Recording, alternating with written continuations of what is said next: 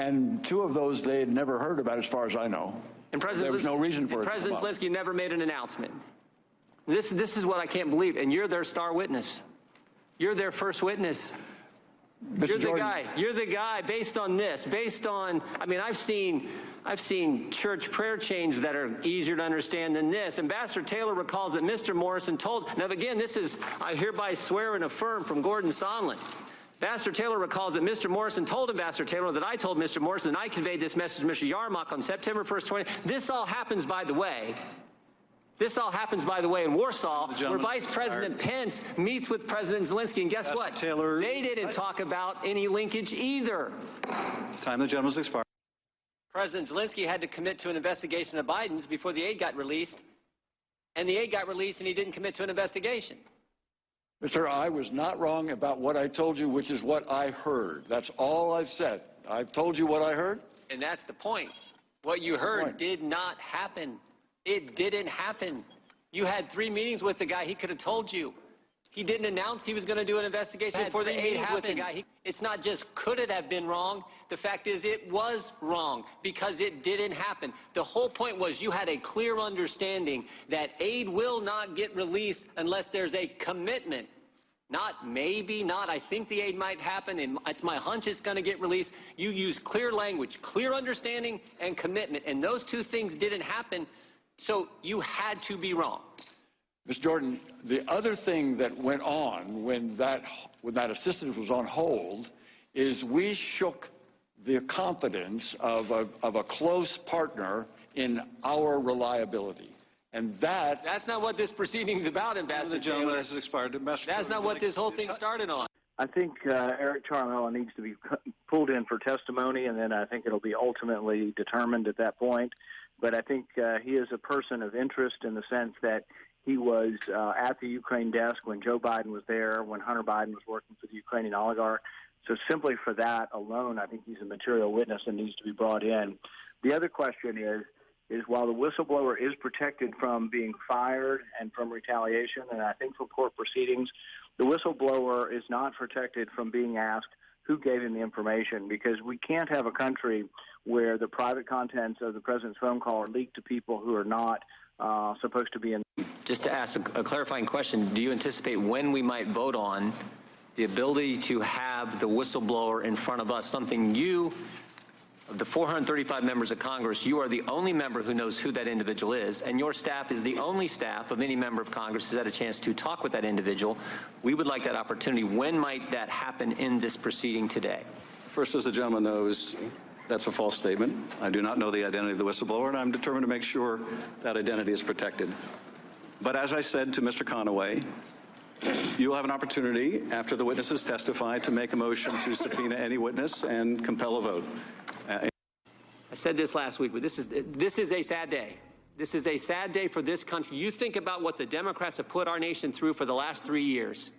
Started July of 2016 when they spied on 2 American citizens associated with the presidential campaign, and all that unfolded with the Mueller investigation after that. And when that didn't work, here we are. Based on this.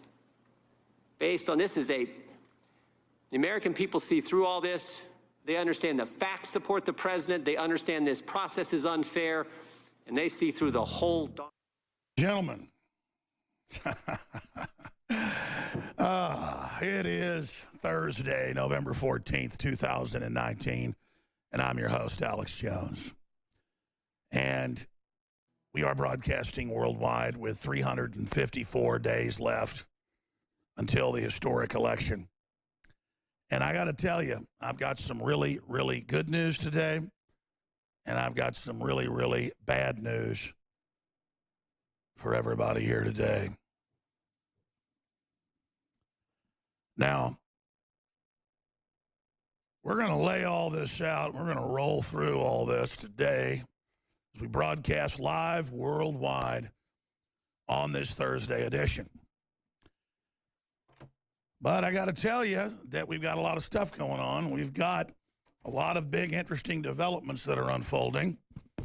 And that is, they want to basically railroad Roger Stone, as we all know. And once they set the precedent for that, they think they're going to railroad everybody else. And it's real tyranny. And it's woken a lot of people up. And I've learned a lot of really horrible things about the trial from the Stone camp last night and this morning, and from some reporters that are going to be joining us. And this whole thing is a lot bigger than Roger Stone. This is about due process in this country being flushed down the toilet. Because once due process is gone, if you think there's already tyranny in this country, well, wait, we'll get as bad as North Korea, probably a lot worse, because we tend to do everything real big here in America. So as soon as I'm able to tell you the stuff that's gone on behind the scenes in the Stone trial, I will. I'm able to tell you a lot that I already know, and I'll be getting to that coming up at the bottom of the hour. But that's the bad news. I'm going to give you the good news when we come back at the start of the next segment. Because I'm always trying to get people to be realists. I want people to know how serious the fight is and how the establishment's trying to overwhelm us and get us to give up. Other people think that everything's going to be just fine if we all just stick with the plan, whatever magic plan that is. But the rot of the Democrats and their arrogance is their strength, but it's also their weakness.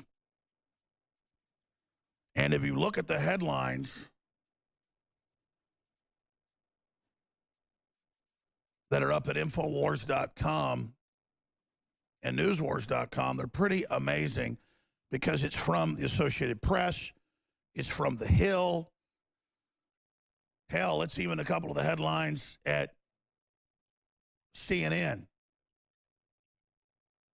And there it is. AP calls impeachment hearings a scam. Because it is a scam. Everybody can see that they're calling it the biggest bombshell ever against Trump and proof of quid pro quo. And then all it is people saying, again, they heard it third hand and could never say who actually originally heard it. And now Adam Schiff says there is no whistleblower, basically, which we originally said at the start of all this. Mike Adams called it first.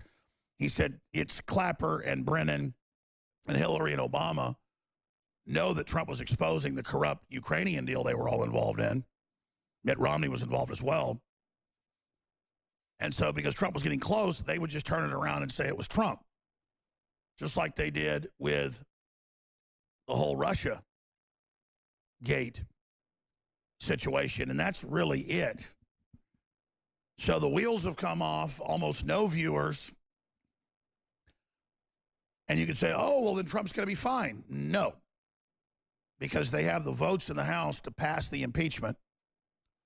And that's the next phase, is the Democrats are now calling for there not to be a trial in the Senate.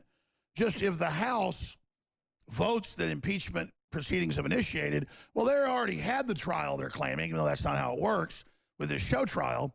And so the Senate doesn't need one, because if they have a real trial, Trump will be totally and completely exonerated, just like Roger Stone would have been. I am predicting that Roger Stone will be found guilty on all 6 counts, probably, by the rigged jury. And believe me, is it rigged? Remember, we exposed, it was in the news, that a major Democrat official from the Obama administration, whose husband worked in the Mueller probe, was selected for the jury. When we exposed that and said you shouldn't have Obama or Hillary or anybody else that worked for him at a high level on the jury, they said I should be arrested for jury tampering when all I was doing was exposing corruption. Of course, it turned out it was all totally legal. But now we know that there are a bunch of other Obama officials and Hillary officials and spooks from the CIA are indeed on that jury. One juror clearly was supporting Stone. She fell down yesterday and hit her head and was replaced by an alternate juror, as they call them. No, you can't make this up.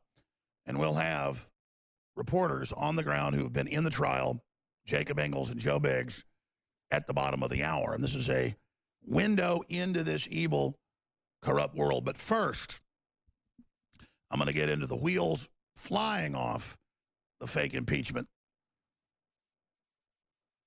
charade, fiasco, but they don't care because they're going to bring more hoaxes forward and get the legalese in position they believe to blackmail and threaten the Senate with all sorts of criminal destabilization they're going to pull into Christmas and into next year. Now, I think the wheels coming off in the House means they probably won't get the trial going until early next year. They're getting behind on their timetable. But the fact that they're so bold, even though it's badly coordinated, is their strength. They're on the attack. They're on the offensive. The fact that it's been so discrediting, though, if Trump would take action, if we would take action, if we would get on the offense, there's a lot of ways to do that, we could really mop up these guys peacefully, legally, and lawfully right now. But the longer that the more sane people in the establishment have this sit back and watch attitude, the worse things are going to get and the more things are going to deteriorate. So to say that we're in dangerous or interesting times is really an understatement. This is an incredibly important point in human history right now. And I can tell you that when Roger is convicted, and I'm almost always right, maybe a miracle's going to happen.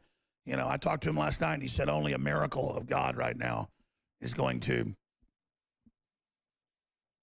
stop this. And he said he wouldn't talk about what happened inside. He's not going to give the judge any reason to nail him even harder.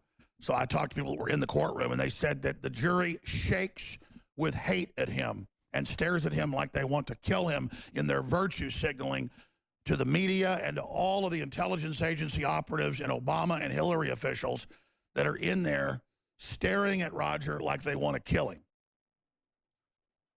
So I would expect a quick verdict. They have been deliberating since 10 a.m. Eastern. So that's 2 hours and 14 minutes. And we'll be watching that as it unfolds live here at band.video and infowars.com/show.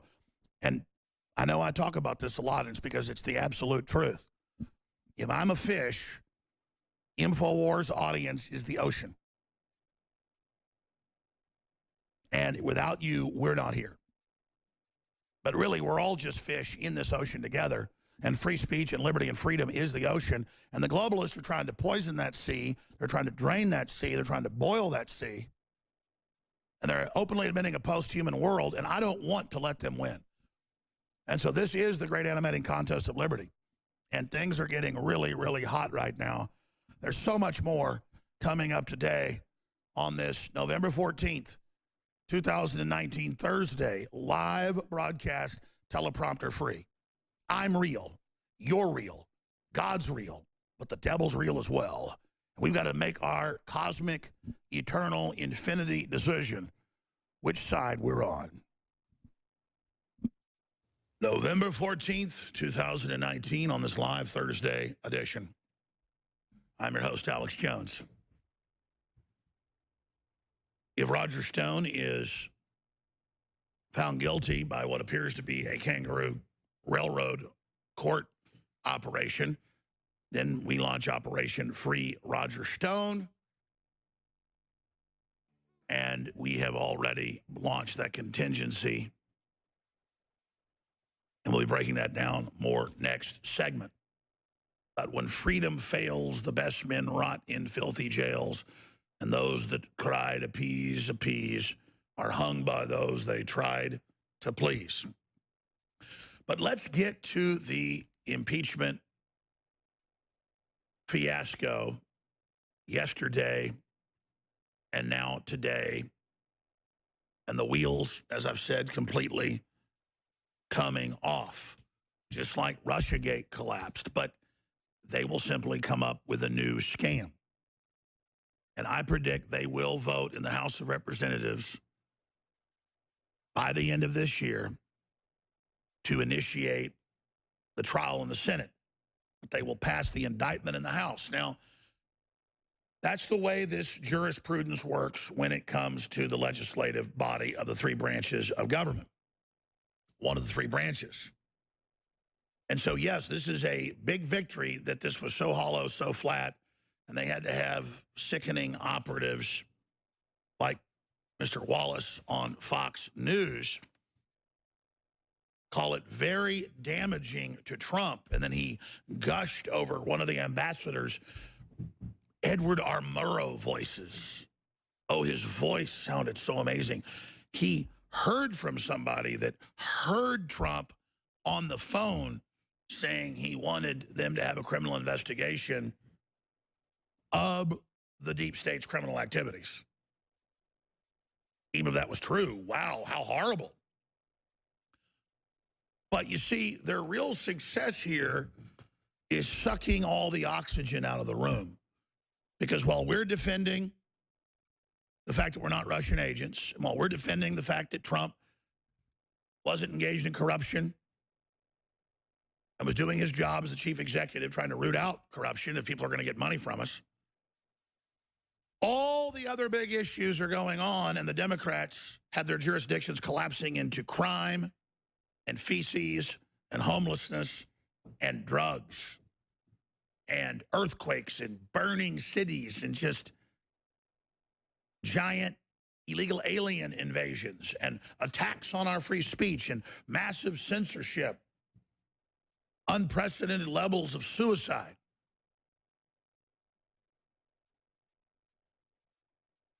Now, let's look at some of these headlines. Sad day or scam, what to watch? AP is saying, is it a scam? The fact that they would even say something like that, because it is a scam. All based on hearsay. But I'll tell you what's beautiful about this. Due process, though it's fighting for its life, came through again. Because Eric Ciaramella of the CIA, who it turns out was involved with Hunter Biden and the shady dealings, presiding over some of it, had the motive to attack Trump and make this up, had bosses above him like Obama, Hillary, Brennan, that he worked directly for, hates Trump, his lawyer hates Trump, in between praising Epstein and praising, well, helping pedophiles. And what a group of scum. That no one was supposed to say his name so no one could challenge him and find out that he wasn't the first-hand person either, because that person doesn't exist. And now, this morning, Schiff has to admit that there, quote, is no whistleblower. Just as Mike Adams, the guy's smart, first predicted on this show months ago. They just made it up in a committee. They all met secretly with Schiff. We know that. They cooked up this giant fraud. And then they just hoped having enough people say they heard it third hand would make quid pro quo a reason to remove Trump. But it turns out under the Constitution, quid pro quo's not bad. If Kennedy says, we'll take our missiles out of Turkey if you take your missiles out of Cuba, that's tit for tat. That's what the executive branch does. It would have, Trump would have said, I'll give you $1 billion if you license my hotels all over your country and waive the taxes, then I would call for Trump to be impeached, and he would be impeached because it's called quid pro quo bribery. That's the type of stuff the Democrats do all day long. And Trump doesn't like that and is trying to stop it. And that's why this group of arrogant crooks is so upset. So we'll play all those clips coming up, but this is really a big, big deal. Here's the problem. They're going to move forward with new lies. They're going to get their impeachment, I predict, in the House. And then they're going to twist arms in the Senate. And now it's in the news that they're challenging McConnell. The Democrats are, oh, we'll show enough evidence here. You don't need to have the trial in the Senate. Schiff's already done that and are going to do that in the other committees. What a sick joke. So they tried to get all their ponies in a row. They tried to have their dress rehearsals in the basement of the Capitol. That didn't work. And so now they're just going to continue the process on, and the Democrats under Pelosi's control are going to order their members of their evil party to vote for the impeachment. And it's going to drag into the election. Has been indicted again for reported scams and blackmail with Nike. And that's really the path here. He was the big darling of the media, running all these clear criminal scams, and it finally caught up to him. But what Schiff's done, and what Hillary's done, and what Pelosi's done, and what CNN's done, and what all the media's done, aiding and abetting this fraud, is a giant criminal fraud way bigger than the creepy porn lawyer ever could imagine. And you're still going to have people like Chris Wallace, that little bootlicker, just gush over damning, incredible, amazing. Oh my gosh, Trump is in so much trouble. That will still fool a certain percentage of people, but the vast majority know enough about due process in America to hear the same rumors over and over again and say the crime is what these people are all doing, trying to block the 2016 election and nullify it and steal the upcoming election because they don't like what the people did. This is an attack on us. I want them shut down. I want them silenced. I want them muted. I think they are horrible for our society. Why are they doing this now? Well, it's a good question as to why they waited this long, but yes, exactly. Yeah, I mean, so Alex Jones has been banned from Facebook for a long period of time, but now they banned him. They banned his little underling, Paul Joseph Watson. Now that they kicked them off the platform, that's great for now, but it doesn't roll back the clock. Well, you have also excesses in the First Amendment and the Second Amendment right now. You know, I don't think that the forefathers said, well, you can say, you know, all sorts of hateful things and spread it around the world, literally spread it through the internet. I have no issue with it at all. I want them shut down. I want them silenced. I want them muted. I think they are horrible for our society. I want them shut down. I want them silenced. I want them muted. But don't worry. These people aren't terrifying or anything. All right, I have talked to Roger Stone last night and this morning, and I've talked to a lot of the reporters that were in the trial yesterday where the closing statements of the defense and the prosecution ended at 10 a.m. Eastern, about 2.5 hours ago. They began deliberations. Now, Roger hasn't violated his gag order getting into the case with me. He just said that he leaves it in God's hands and that he's praying for a miracle. And then I talked to reporters like Joe Biggs, Jacob Ingles, and others. Jacob Ingles has been threatened with arrest if he talks about the Obama officials that they put on the jury, not just the one that we exposed, the judge removed, but others. And as soon as the verdict comes out, you're going to get to learn about what is undoubtedly the fakest trial I've ever heard of in U.S. history. And I've studied a lot of history. I'm addicted to it. I've never heard of a kangaroo court like this in the U.S. Before we had our main due process and things, there were violations of it with like the Salem witch trials and things, so that went on. But that was pre-1776 and our Revolutionary War and what we went to war for. A lot of it was due process, and you read that in the Declaration of Independence. And the special courts that the king had set up that were really violating people that were packed with picked juries and grand juries. So we're all Roger Stone. You know, Trump acts tough, and he is tough, and he's hardworking, and he cares about the country, but he's really a nice guy. Stone's been called a villain by these people for years. He just played into it. The guy's not a villain at all. It's more like Mr. Magoo, but he is smart. And he did help get Trump elected, and he was advising Trump on a every other day basis throughout the campaign. And I was there in some of those phone calls. I mean, Stone would say, hey, Alex is getting married next week, call and congratulate him, and boom, Trump would call. And they had Trump's phones tapped during the campaign, and they had him tapped once he was at the White House. We knew that. We first broke that. And it came out in court White House aides testified that Trump was talking to Stone every other day, sometimes for an hour. Hell, I got invited once to Mar-a-Lago and to go through the secret tunnel, but I didn't go because I had a family emergency. But, you know, Roger went. And I'm not telling any secrets here that the establishment doesn't know, because the president's phones are tapped by the criminal permanent deep state. And so that's why they got enraged by Stone and were obsessed with him, was because he was giving the president great advice. Because they go back 44 years now. And Stone used to be Trump's wingman, dating, and Trump's beard. And again, Trump is not having a beard for homosexual sex. Beards go the other way, too, where your buddy goes out with you and your girlfriend when you're famous, so people don't know that you're out with your girlfriend. They think it's their girlfriend. And that's what Stone and Trump go way back in, is originally sometimes dating the same women. So, yeah, they've gotten water out of the same well, as they say. So that's what's going on here. And they know all that about Trump, okay?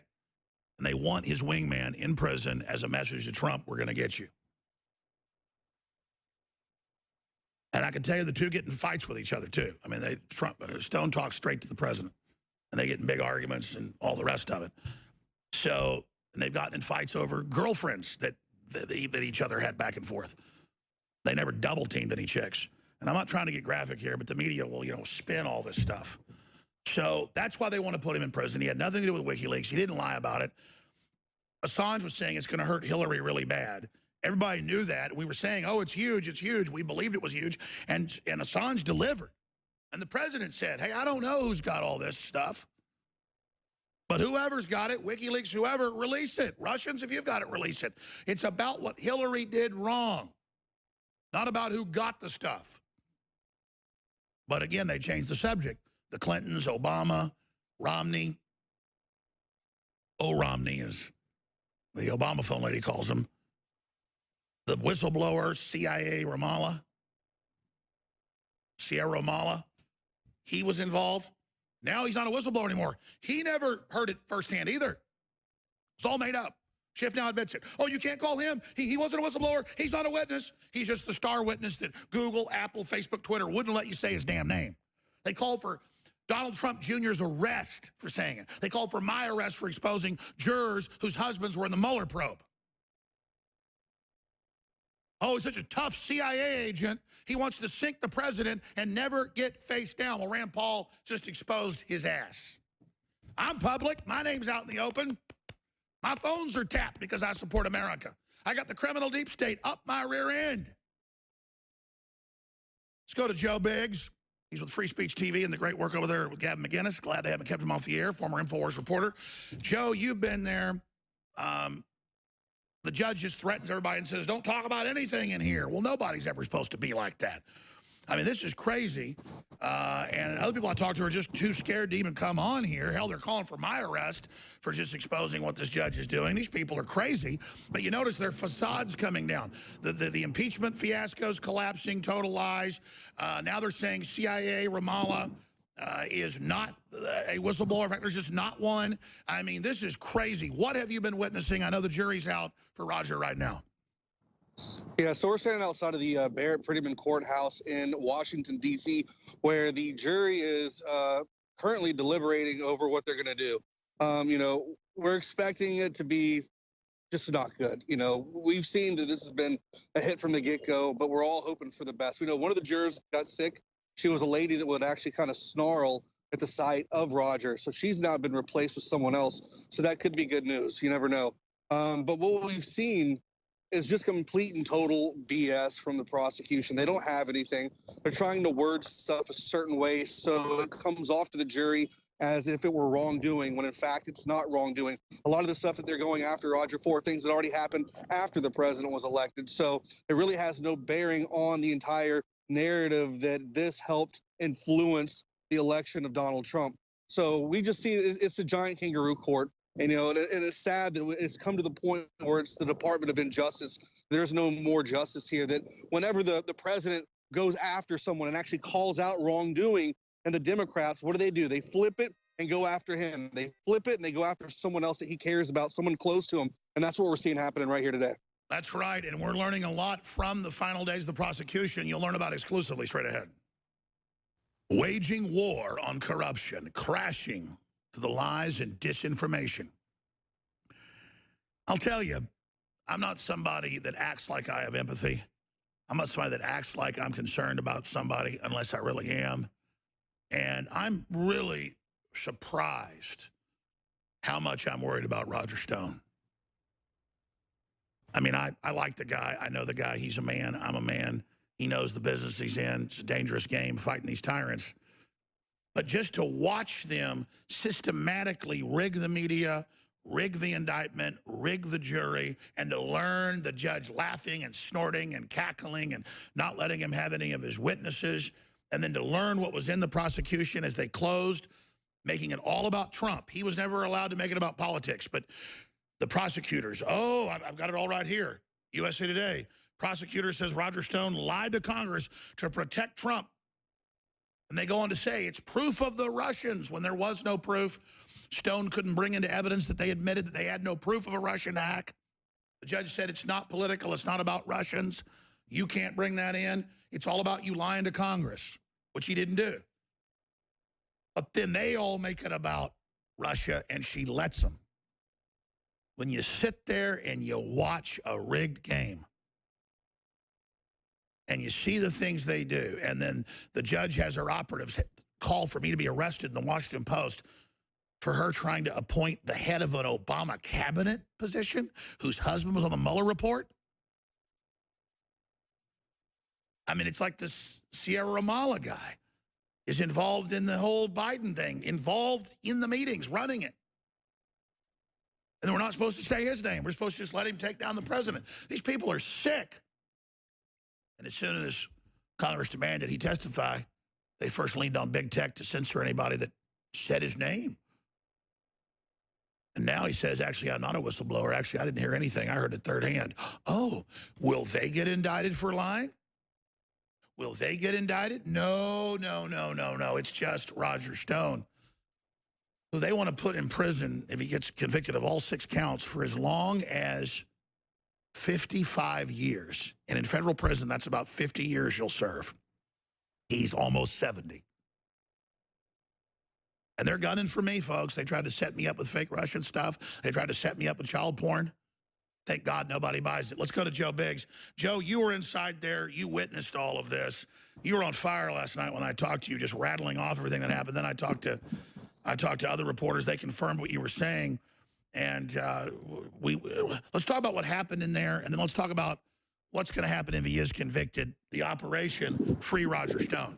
Well, it's one of the interesting things, too, that I've noticed that I've really picked up on inside the courtroom when listening to the prosecution is just the condescending attitude towards our president. Whenever they bring up President Trump, they call him Trump. They call him, they never want to ever call him POTUS and never want to call him president. It's just when he does this, when he's talked to Trump, when he's done this. Like, they never give the respect that this man deserves. He won an election against a rigged system, and now we have this party that is still doing everything they can to go after this man. Why? Because he simply wants to make the country great. And everything that he's done that's been good, they try to demonize it. They try to flip it on him. He wants to call out corruption from the Bidens. What are they doing now? We have these impeachment hearings. They want to call out the corruption of Hillary Clinton. Then we have this whole entire Russian investigation. It's all complete and total BS. They're pandering. They're pushing everything off. But they just have no respect. There's no respect from anybody in this town for our president. And it's sad because he's been doing a damn amazing job. And it's sad to see someone like Roger Stone, is such a stand-up guy, to be out here, who's dedicated his life to serving this country, to see people walk all over him, to throw him under the bus because he simply supports a man that he knew from day one, years ago, would have the best chance at saving this country. And it's just sad to see this kind of stuff happen. Well, they know that Roger knows all of Trump's secrets, and they think if they squeeze him hard enough, he'll make something up. And they're also, again, mad that he advised the president very, very successfully, and that Trump was talking to him basically every day, sometimes for hours. and that he was just as important as Steve Bannon or others in the White House. And then when they opened the fake Russia investigation into Stone, remember, for over a year and a half before he got indicted, that's when Trump wouldn't talk to him anymore because his lawyers said, oh, don't talk to him. They'll think you're obstructing. So that's how they paralyzed Trump from any of his support base. And now they've moved on to Ukraine, and there's got to be some pushback here. They've got to get in trouble.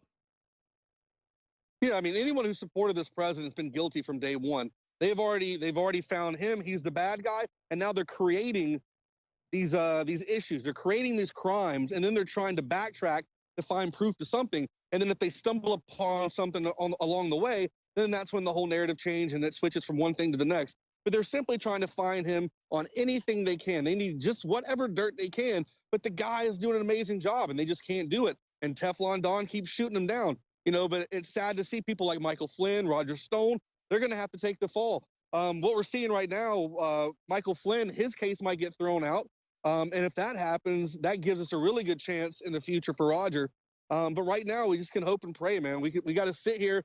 We've got friends here. We've got family. We're doing everything we can to support this man. And I know everybody out there watching InfoWars right now, watching the show, they love Roger. And he knows that. We talk about it at nighttime. And he's just extremely grateful to have such a huge family from this, and it brings tears to our eyes. You know, it's hard to be here. What is it like for you, Joe, who they've deplatformed? You know, you're a soldier, you're a veteran.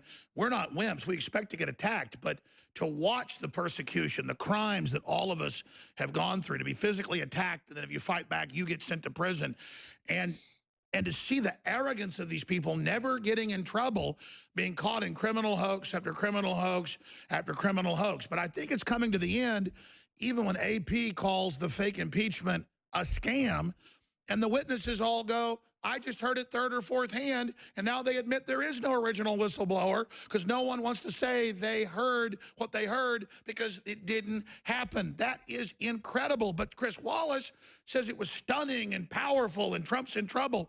And then to watch people defending the hoax, I mean, I'm just wondering where all this goes. It's insane. I mean, you know what they say, you know, this kind of stuff happens to people that can handle it. And I see right now the people that we have, the president that we have, Roger Stone, Michael Flynn, you know, Jacob Ingalls, all these guys here with me right now, Enrique Tarrio. I mean, we can take this on. We can take being banned. We can take being censored and all that. We can stand up against it and continue to fight and continue to move forward, just like you've done. You know, you've been banned everywhere as well, and you're continuing to fight on. And we're the people that are meant to be here to deal with this fight. And luckily, I believe we'll come out on top. But we're going to have a few speed bumps on the way. We're going to have to keep our head held high. But I think at the end, we will come out victorious and we will win. Well, you just said it, that God literally has chosen all of us, the listeners, the viewers, this family, every race, color, and creed that bleed red blood for this moment. The globalists in Hollywood and the trillions of stolen dollars, they all believe they're invincible because they have the mainstream media, they have the money. But all of that's crap once the people don't believe their lies anymore. And I believe we've already reached that tipping point. And Epstein blew a giant hole in their ship of lies, and they're sinking. And that's not wishful thinking. They're sinking. Here's the problem. They're trying to take us down with them. So if we don't have maximum effort here, it's like Gandalf when he knocks the Borag off the cliff, but the Borag puts the whip up and grabs him by the leg. We need to be looking for that so that we don't get taken down with it. That's all I'm saying. I get chills when I say it. Yes, we're winning, but we've got to be maximum engaged here or they're going to take us down with them. And I mean the whole damn planet, Joe. Look at these young men and women right now that are standing up in their states and their districts, and they're running for Congress. The first speed bump that you have in doing that is just getting over that fear. Can I do it? And going to doing the paperwork. We got Enrique here. We've got Laura Loomer.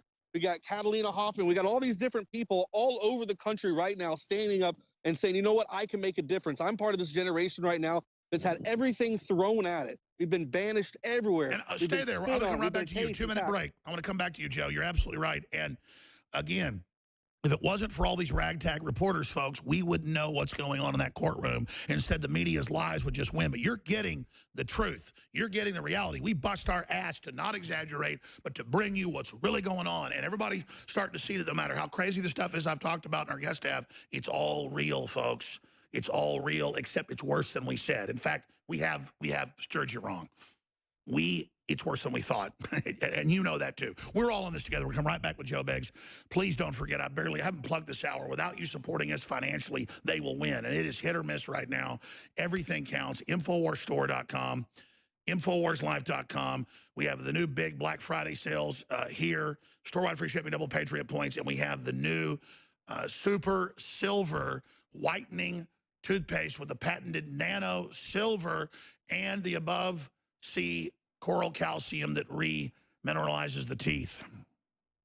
All right, ladies and gentlemen. Joe Biggs is our guest. I'm going to talk about the real nature of the fight and where we are when we come back in the next segment. And I'm going to open the phones up throughout the broadcast. Paul Watson's going to host the 4th hour. So much is happening. So much is unfolding that you just got my commitment that I'm going to turn the heat up even more. And we tend to get negative about how corrupt the globalists are, but we're forcing that all out in the open. But, Joe, I want to talk about this. The judge has really intimidated everybody and really threatened, and we know is going to absolutely, once she gets this guilty verdict, throw the book at Stone. They've telegraphed to Stone if he just doesn't respond and rolls over to their fake trial that they might not give him the whole 50-something years. But we are going to have to stand up for Stone, and we're going to have to speak up for Stone. And as soon as I was making some calls this morning, people are like, well, we don't want to get Stone in trouble. We don't want to get in trouble with this judge. This judge is not God, folks. She called for my arrest last week, and then the whole law profession said, no, what he did is totally legal, and this is dangerous to have a judge saying you can't question jurors. Juror info is public, okay? Doesn't matter if MSNBC says it isn't. But I can tell people that this is what Roger's wishes are. And so it's not just me up here coming up with a plan, free Roger Stone. That's Roger's right if he's wrongfully convicted, because you watch the media will say it's not, to call for the president to pardon him. And he helped get Sheriff Arpaio a pardon. We did. And Arpaio came on and thanked us and said the president said he learned about it from InfoWars and Roger Stone. He didn't know that a judge had found Arpaio guilty, wouldn't let him have a jury trial, was going to put him in jail for 7 years for contempt.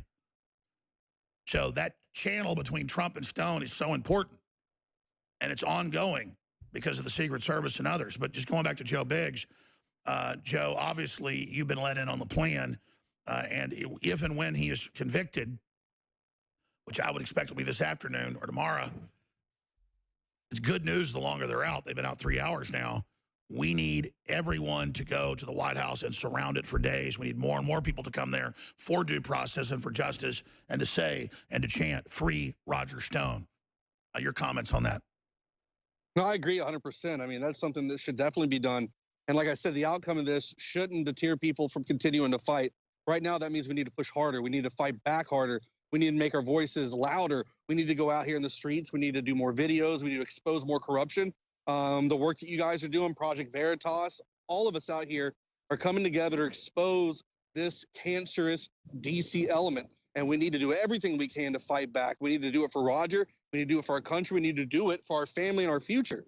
And that's why I'm so proud to see these guys around me here. That's why I feel good to have friends like this, because when you see someone like Roger and the character of Roger have these kind of people around him that care about him, it shows you what kind of a good man he is.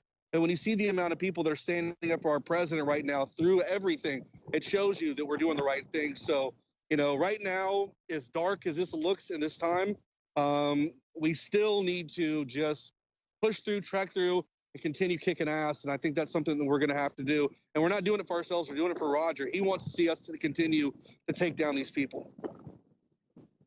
Well, Jacob Ingalls and others are going to be joining us later, and as soon as the trial's over, we're going to be able to really unload on just how rigged this was. I've been asked not to get to it yet by a lot of parties, obviously. People very close to Roger, very close. And it's truly been a three-ring circus. But I think that's the silver lining here, and I'm not just making lemonade out of lemons here, Joe. They convicted an innocent man. They put the president's confidant in jail. That's a message to everybody that we've got to fight even harder, and it shows what tyrants they are. They think this intimidates us. I know this just makes all of us fight harder. Well, you know, you take the most flack when you're over the target, and right now we're taking a whole lot of flack. God bless you, Joe Biggs. freespeech.tv with the great Gab McInnes. Thank you. Please check in with us. The minute that verdict comes out, any show we've got going, buddy, you call us, you're on. You got the producer's number. We love you, Joe. Can't wait to see you in person and get dinner. All right, we'll be right. I can't wait to see Stone again and get some dinner, man. I love the guy more than ever now. Gosh. Ladies and gentlemen, I've got a message to you from Roger Stone, who's got a gag ball in his mouth politically right now and who is facing certain conviction, in my view, any minute now at the hands of a true kangaroo court and the railway that Judge Jackson has built from the federal courthouse directly into federal prison for Donald John Trump's longtime wingman. And that's who Roger Stone really is, not his chief political advisor. He's that too, but he is Trump's wingman. And that's what you get for being this great president's wingman of 44 years is solitary confinement. That's where they put Manafort, who, by the way, I know folks that know Manafort, smart, tough, won the election for Trump, stopped the delegate theft, wouldn't have Trump without him. He didn't pay taxes like all these other rich people. He was offshore, and they even had previous waivers from the Justice Department for what he did, but they burned him for the things they routinely do and that Joe Biden and Hunter Biden have done. But with Stone, he's completely innocent. And so at the bottom of the hour, I've got Roger's message through me to you. And I'm just going to leave it at that. I have to be very, very careful about what I say because they'll try to use it to put him in prison longer. But I obviously have talked to Roger, and I am not going to bow down to these criminals. We have free speech in this country. I have consulted more than 9 attorneys now, many of them known as being preeminent when it comes to law, but I don't need them. I remember in my family law case, the judge gagged my ex-wife, and my lawyers said that's unconstitutional. And we didn't try to uphold the gag order because there's nothing to hide. So, I mean, I've been around this rodeo a lot, and gag orders are not real unless it's children or something like that. They're not. And this is bigger than Roger Stone, and I keep saying that because I don't just want you to have empathy. I want everybody to understand this is a skeleton key, a keyhole view into things, a Rosetta Stone, a microcosm of everything. So I'll talk about a big victory right now before I get into anything negative, because the two are bound at the hip.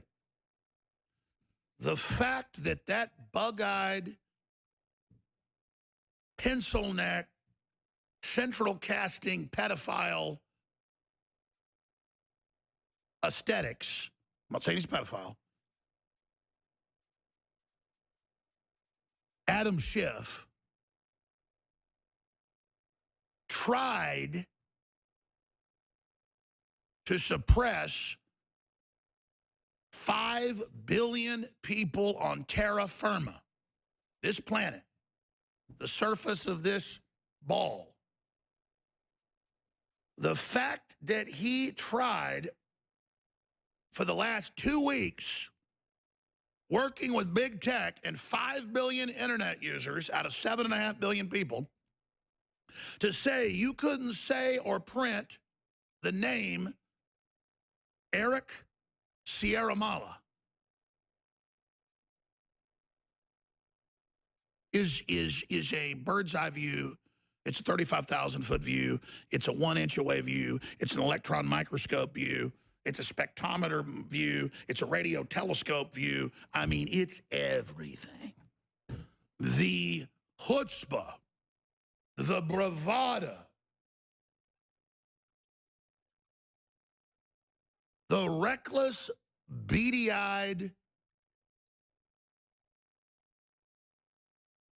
hubris, the insolence, the snakiness,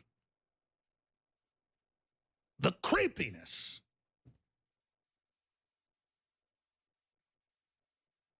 of this man is incredible. And all of big tech in unison, like a team of horses, trained. You know how hard it is to get 2 horses to work together? 3 horses, 4 horses, 6 horses is about the most you can get pulling a big old carriage. And boy, those horses have got to be just absolutely the best, totally trained. They usually have dogs, that's what Dalmatians are, running in their legs to keep them in line. They'll bite them if they don't do what they're supposed to. Whips. I mean, the fact that they had big tech and the whole corporate media in lockstep saying, arrest Senator Paul, arrest Don Jr., arrest Alex Jones. Oh, they had that about me too, saying Eric Sierra Mala.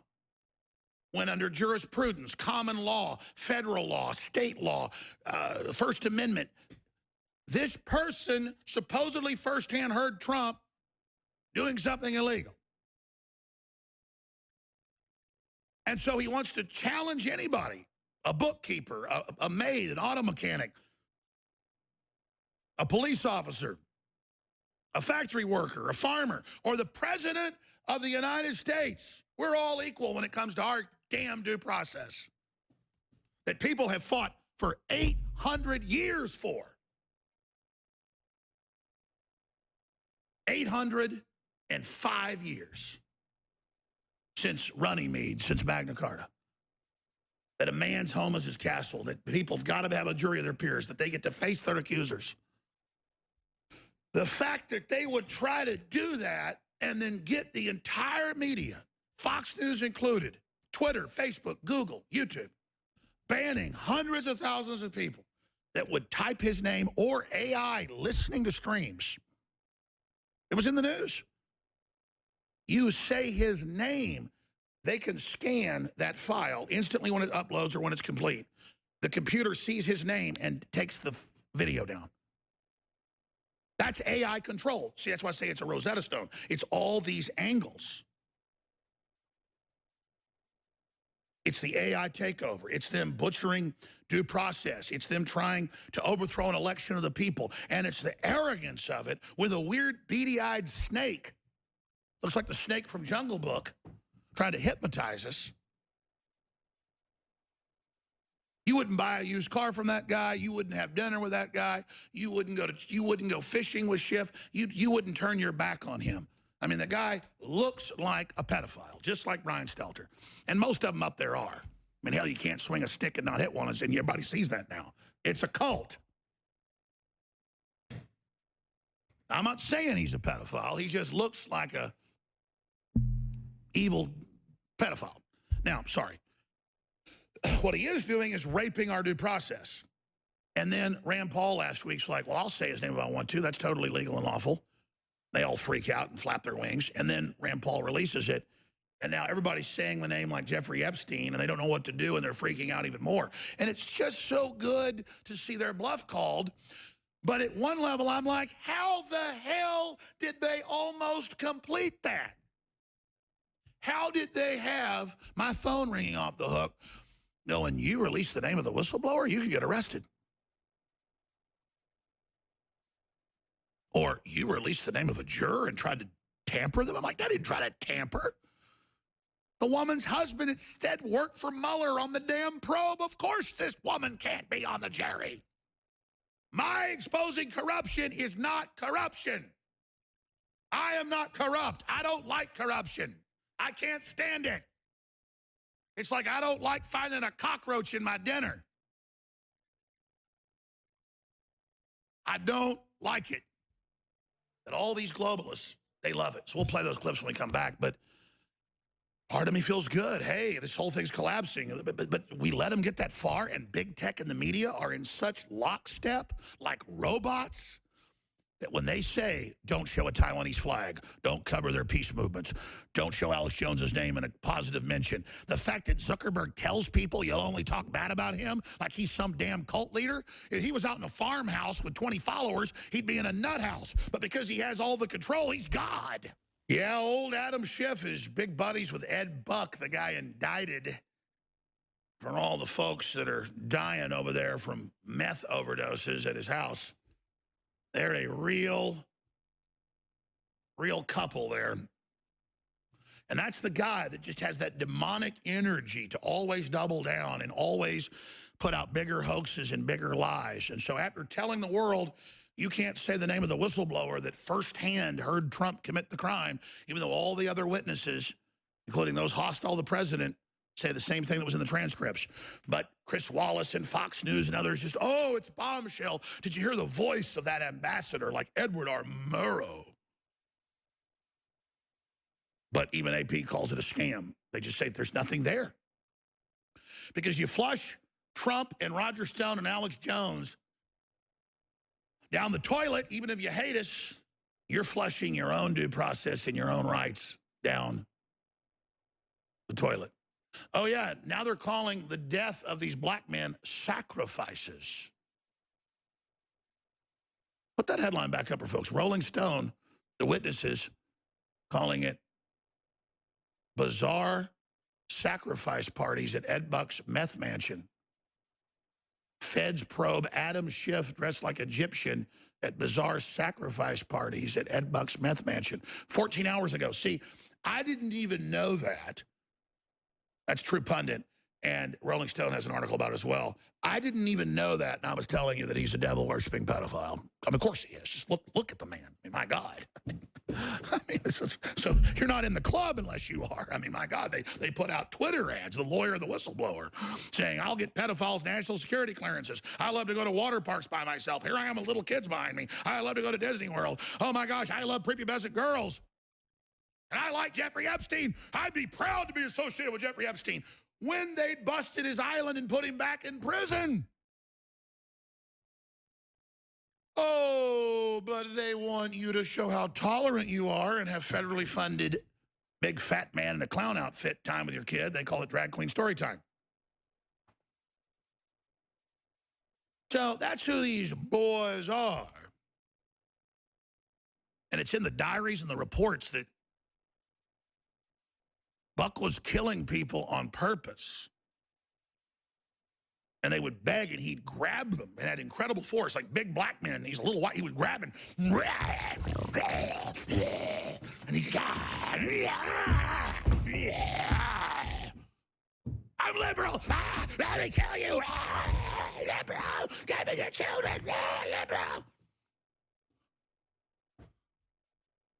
You take one look at Schiff's eyes. That's a demon walking the earth. And you wonder why it doesn't stop, why it lies constantly. That's what demons do. And it wants to take full control.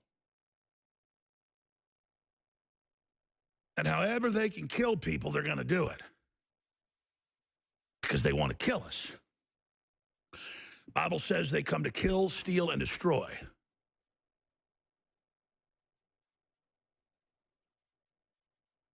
Reportedly, Ed Buck would tackle black men who would cry and beg, crawling away as he would plunge needles into them. And who's over at his house? Mr. Schiff, dressed as an Egyptian god. And I don't know how all this stuff works, but they particularly like to get black people. Some weird-ass stuff, man. Hillary and her foundation head got caught shipping all those little black kids out of Haiti. A bunch of them ended up dead. Disappeared. I mean, that's just like... You're not going to hear a damn word out of Van Jones. Van Jones knows full well they got a taste for black meat. They know those devil worshippers want that blood. They're going to get it. They're going to get the black babies, too. And Van Jones ain't going to say nothing about it. Because he knows where he gets the money from. So he can point at me and say I'm the racist because I don't want to kill the black babies. And every other damn baby they can get their hands on. Remember those Aleister Crowley sex rituals, they like the walnut sauce. They want the brown babies. That's what that is. And they're going to get you, babies. And you're going to like them for it, because they're liberal. And remember who else dressed up in Egyptian outfits? Aleister Crowley. And what do they do in the WikiLeaks? They dress up in the Egyptian outfits, and they go and they get them some black people for it. Because back in the rituals, the pharaohs were getting the Africans. Pharaohs were some type of weird hybrid group. Seen those skeletons? Don't look too human to me. And they were killing the black people. Oh, it's so liberal to walnut sauce those black people.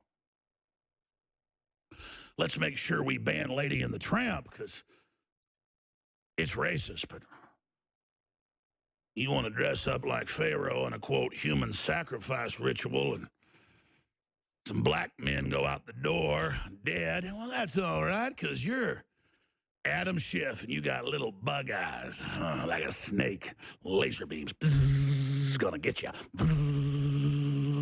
On target, attack, attack, attack. That's all he does, 24/7.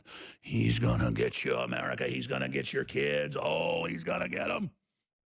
And now he says he doesn't know anything about a whistleblower. He's never heard a word. What? There's no such thing. You're like, you just lied to my face. Give me your children. Give me your children. I am the chairman. Give them to me. Sorry. Wouldn't it just be better if we let him run the country like he runs California in his own district? Hundreds of thousands homeless, total destruction. You know, why do they do that? Because when you're one of these things, that's what you like to see, is starving people, desperate people, drugged out of their minds. You like the wavelength. You like the spirit. You ever been out California lately and just feel empty. You want to get out of there. As the plane's coming in, you feel it. Because it's a big vampire kingdom. And they're having a lot of fun down there with men, women, and children. Especially the children. You know what? Let's go to this clip, because I haven't gotten to the clips yet. Schiff says he does not know identity of the whistleblower. So now Eric Ciaramella was the whistleblower, but now he knows nothing. Here it is. Just to ask a clarifying question, do you anticipate when we might vote on the ability to have the whistleblower in front of us, something you, of the 435 members of Congress, you are the only member who knows who that individual is, and your staff is the only staff of any member of Congress who's had a chance to talk with that individual. We would like that opportunity. When might that happen in this proceeding today? First, as the gentleman knows, that's a false statement. I do not know the identity of the whistleblower, and I'm determined to make sure that identity is protected. But as I said to Mr. Conaway, you will have an opportunity after the witnesses testify to make a motion to subpoena any witness and compel a vote. By the way, it's known that Eric Ciaramella is the final staffer. They said, hey, kid, you're the one caught in the corruption. You're going to say you heard it, okay? Well, just don't say who I am. I mean, I won't have to testify. I'm a little chicken neck wimp. I'm CIA. I'm Rambo. I'm tough. I've got a little chicken neck like Schiff. I'm supposed to rule all these slaves. We're going to knock the globalists dead. I can feel the spirit of life and our destiny pouring in to this plane. This planet is preparing to go to the next level. And there's going to be a long struggle and a long war against Satan's forces. But I can tell you, I can see the other side. And we're going to make it through the enemy and leave Satan behind us in the hell he's already created as we jump into the future. Knock 'em dead.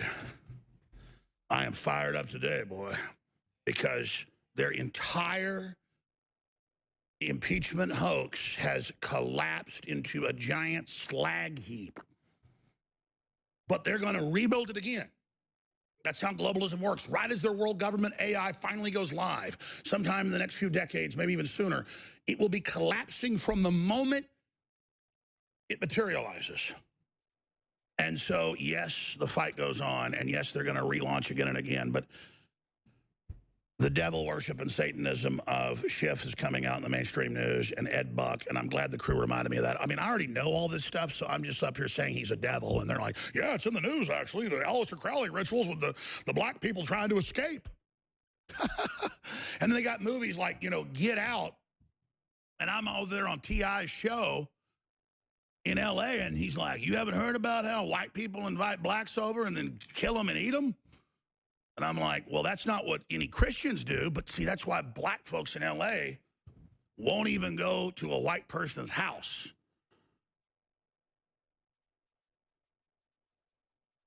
Because they'll kill your ass. And they're called Democrats.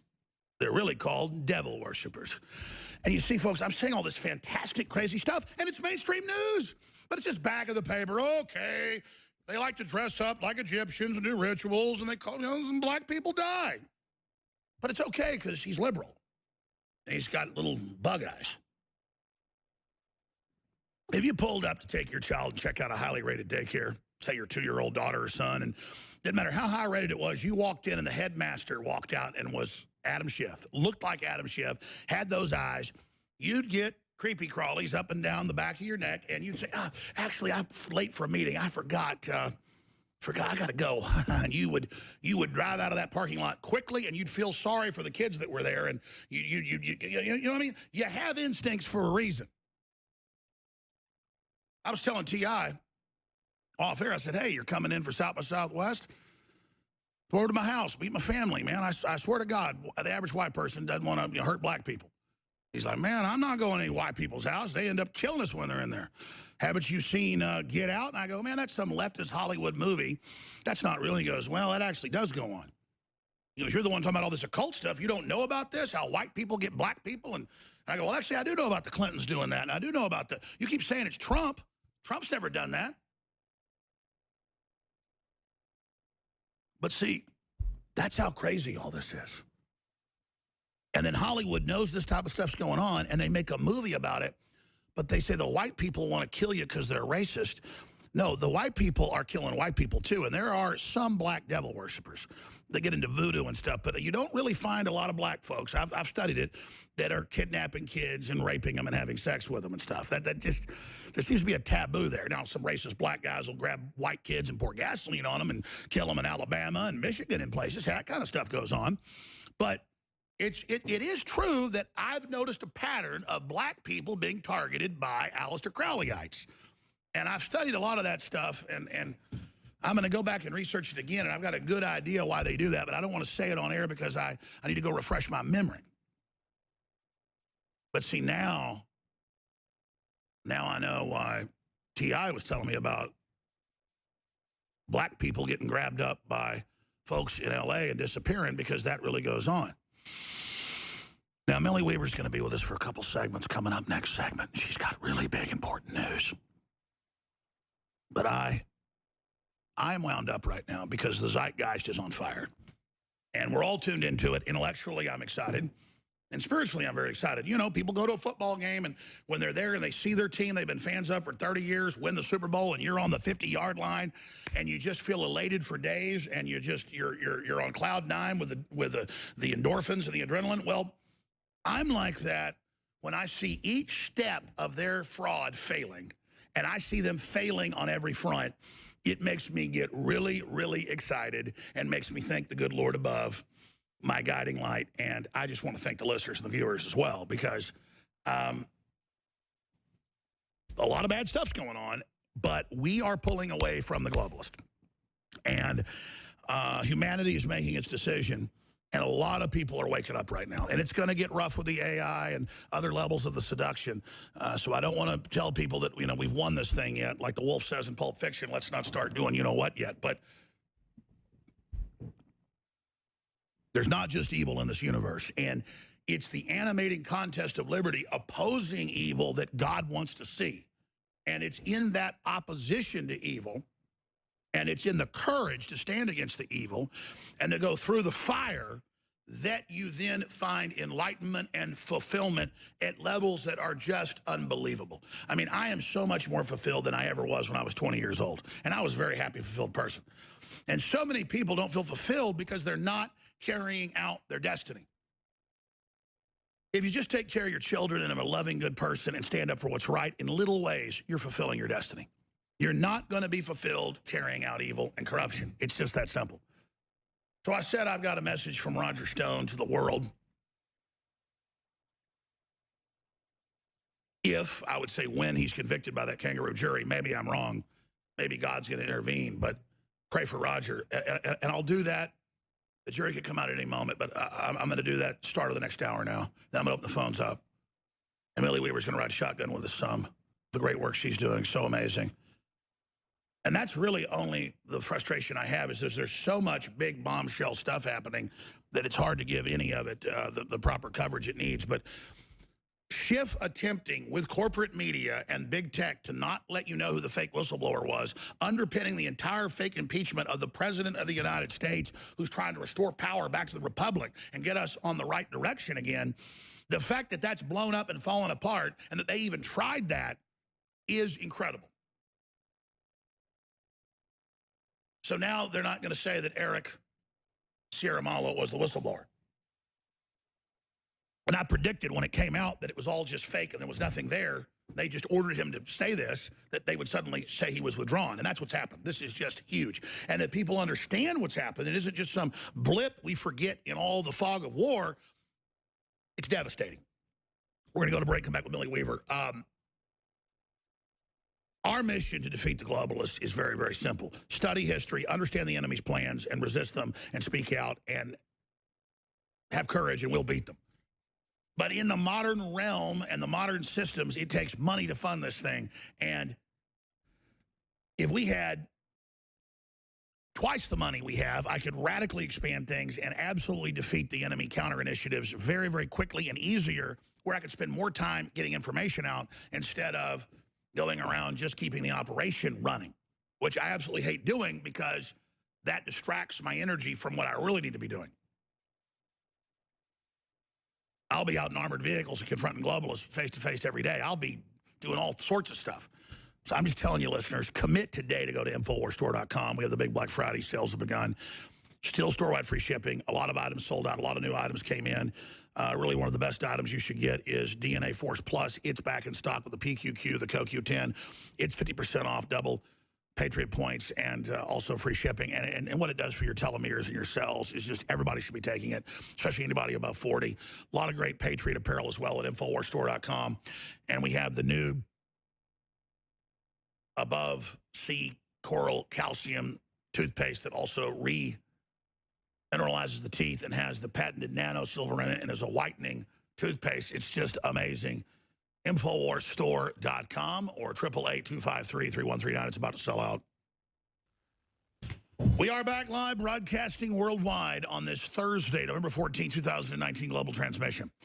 Okay, so as a lot of you know, Sunday we had Millie Weaver on, and we broke down on the Sunday show. Eyewitnesses by name had recordings of the Secretary of State's office in Kentucky of immigrants who never voted, names being put on the rolls as Democrats, and Republicans who lived in other states for 8 years being put on there, and it being an ongoing problem, and then people voting in their names. Well, since then, they've had press conferences with the governor. Other witnesses have come forward with the paperwork. It's massive, 175,000 names put back on the rolls by the Democrats months before, giving the election to the Democrat. The governor's still contesting, but there's almost no news coverage of this. Well, Millie Weaver covered it live and streamed it yesterday for Infowars.com. That's up on the site. But NBC has responded by saying, and MSNBC, that it's bots. The bots just went out and said Kentucky was stolen. Now we've gotten all these documents as well. But see, Millie Weaver's a bot. The governor's a bot. There's recordings of the Secretary of State are bots. Let's play some of the MSNBC disinformation report. The full report's on Infowars.com. But they turn you, like you hear a witch hypothetically can turn somebody into a toadstool or a frog or a toad or a, you know, that doesn't exist. But the media can turn you when your identity's stolen by them, by the Democrats, and then they vote in your name and you catch them. Well, they just say you're a bot. You're a Ruski. Here it is. Reporting that last week's election in Kentucky could be a hint of things to come for all of us in 2020. According to the paper, quote, a few hours after polls closed in Kentucky last Tuesday, a Twitter user posted a message to his 19 followers saying he had just shredded a box of Republican mail-in ballots. It wasn't true, but that seldom matters on social media anymore. The Times reports the account does not appear to be from Kentucky. For starters, Louisville was misspelled. Twitter has since suspended that account. Yet the damage has been done, and the false claim is still spreading on its own tonight. Quote, oh, no, let's stop right there. Is it a false claim that Brian Williams said he got shot down in a helicopter by an RPG? Or that Hillary basically said the same thing about Serbia or Bosnia-Herzegovina? I mean, remember Brian Williams? And then he's back lying to you. And then what they do is, just like we had real devil worship in WikiLeaks, the media focuses on a pizza place, puts out this info. We cover what they're covering. They say it's from us. And then it discredits all the real stuff. It's the same thing. Oh, somebody on Twitter said this that wasn't true, so all the rest of it isn't real. The damage has been done, Millie. It's incredible. Give us the latest on this, you evil bot. I know. I guess I'm a Russian bot because I'm a journalist that actually looks into allegations of voter fraud. Well, at the press conference yesterday outside the governor's office in the capital of Kentucky, there was a group that was called Kentucky Citizens for Election Integrity, and they presented evidence and sworn signed affidavits that a young man who is off to college living in Florida somehow he ended up voting in the Kentucky election, despite the fact that he was over 1,000 miles away. Problem is, he didn't vote. His mother was the one who discovered that somebody had actually voted for him and signed for him. When she talked to the poll workers, they said somebody had presented an ID on his behalf, and that's how come his signature was on the form.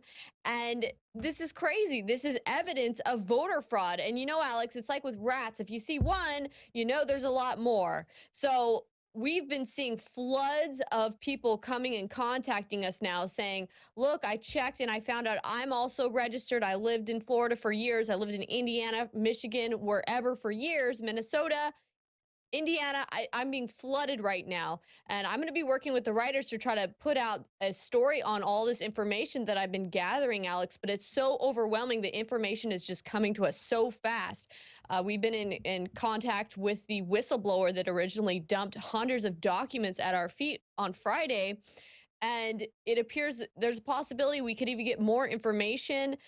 There has already been an investigation going on, apparently, into election voter machine fraud going on in Kentucky. So we actually have spoken with forensic analysts, and they've confirmed that there's definitely anomalies. This is a serious issue, and we're just doing everything we can right now to collect as much evidence so that something can be done. Now, what's important to note here is that there's a major conflict of interest. Okay, this company Harp Enterprises that owns all the electronic voting machines in Kentucky. Well, the problem is they also have another company, a shell company, in which that same owner is listed as the owner. He owns all the computer systems that run all of Kentucky's government computers. That's the problem. Right. And so the Secretary of State, the county clerks, all of it interfaces. And I want to be clear here, Millie. When we found out there was a high-level Obama official on the jury, they confirmed it. Then they said we were wrong about the name. We weren't. They just put out a fake name of somebody else and said we did that, we didn't do that. So they play lots of tricks. And so voter fraud is when someone gets the name of a dead person or somebody off the rolls and does it themselves. This is election fraud, stealing individuals' voters in mass off of lists that they use of who's registered in another state. And so they can then knowingly put those over using the databases for the reverse of what is meant. Hart Enterprises, Hart Intercivics, all these sub-companies are world famous. There's a bunch of them. I've had Bev Harris on probably 100 times. You've talked to her. She's looked at your documents, says they're real. They're well known for this. So you're basically telling me that a black cat's black. You're telling me water's wet. You're telling me the Easter Bunny doesn't exist. You're dead on, and they're just pissed that you've had people come out that were screwed over. Now there's press conferences. Now all these witnesses are showing up. But we can get distracted off into the voting machines and the fraud. That's ongoing, and how easily they can be hacked and how they're designed to. And that's important. What's totally documented that you broke with the witnesses and they went public and you had the recordings of the Secretary of State confirming their cases, is people that are Republicans in other states having their names put on the rolls there as Democrats, and their husband that's an immigrant who's never voted being put on it as Democrats, and then all these other witnesses.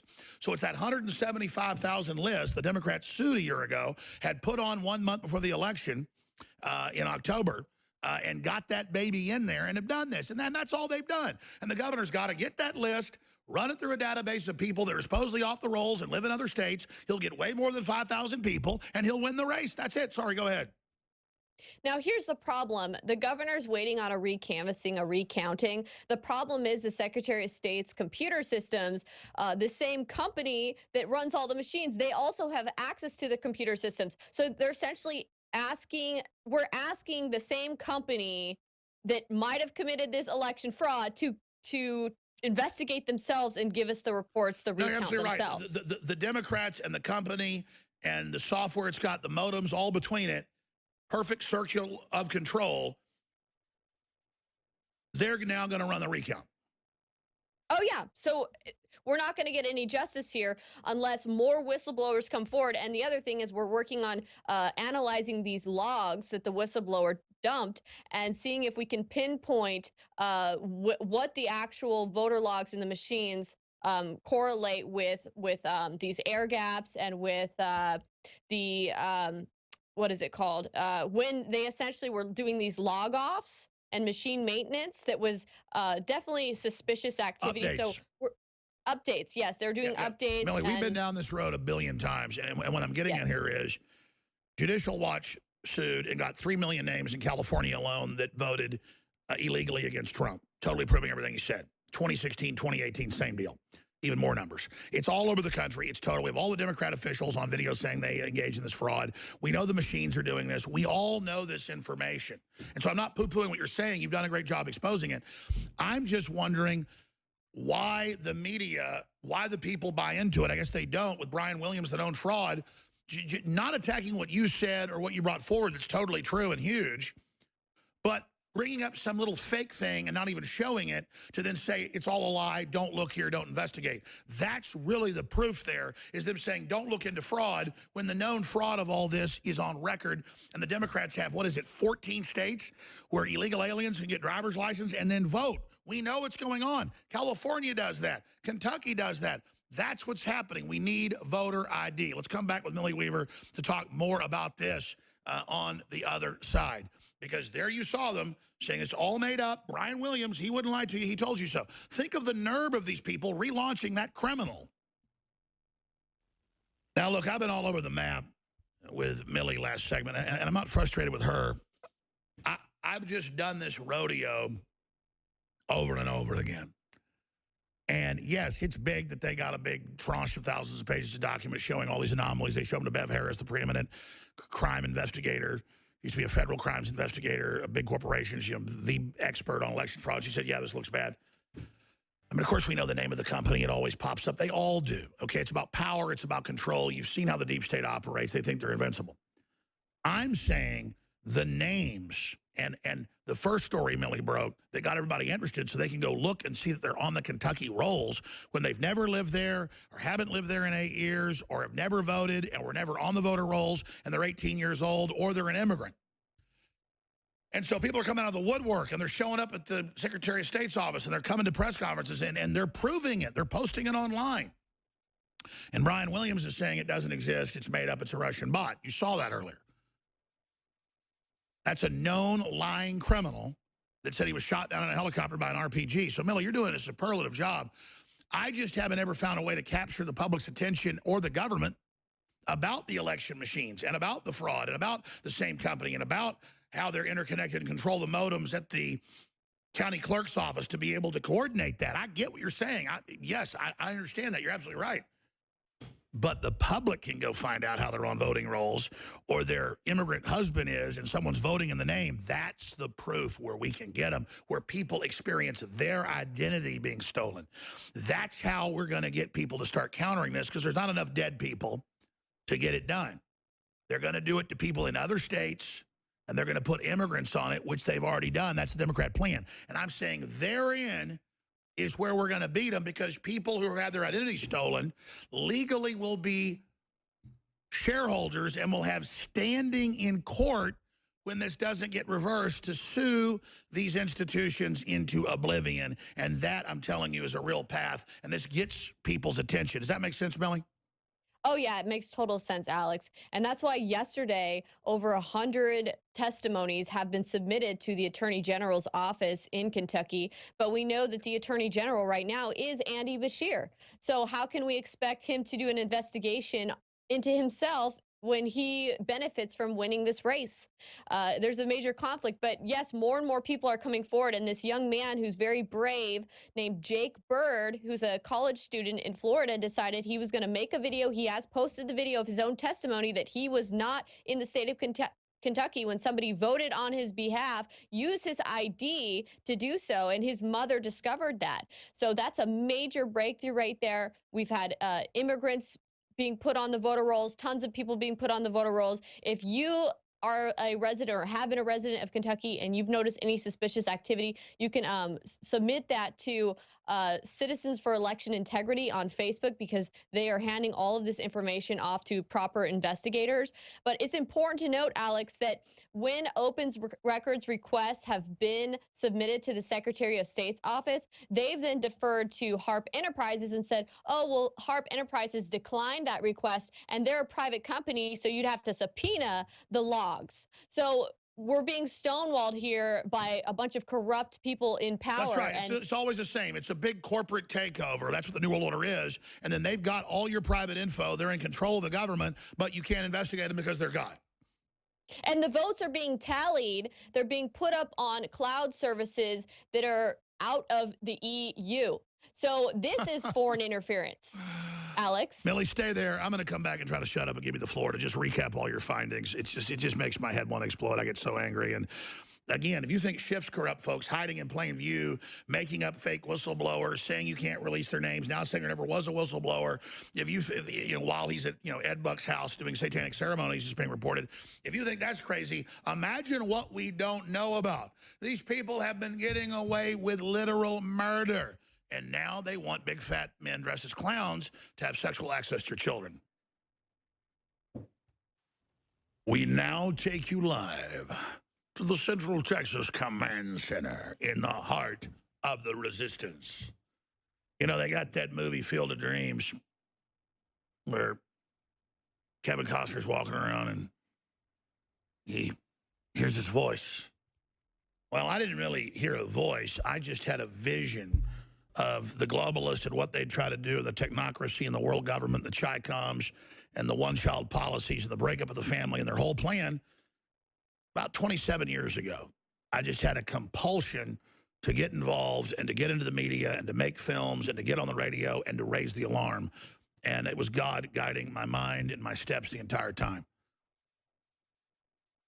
And boy, I was a sweet boy back then. I have turned into a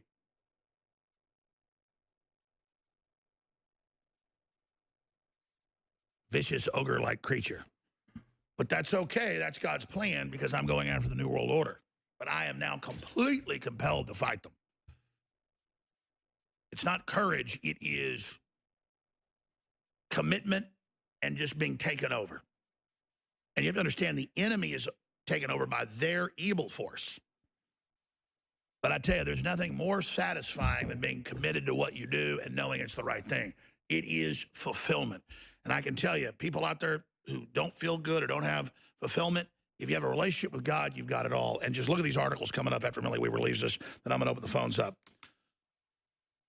Feds probe Adam Schiff dressed like Egyptian at bizarre sacrifice parties at Ed Buck's meth mansion.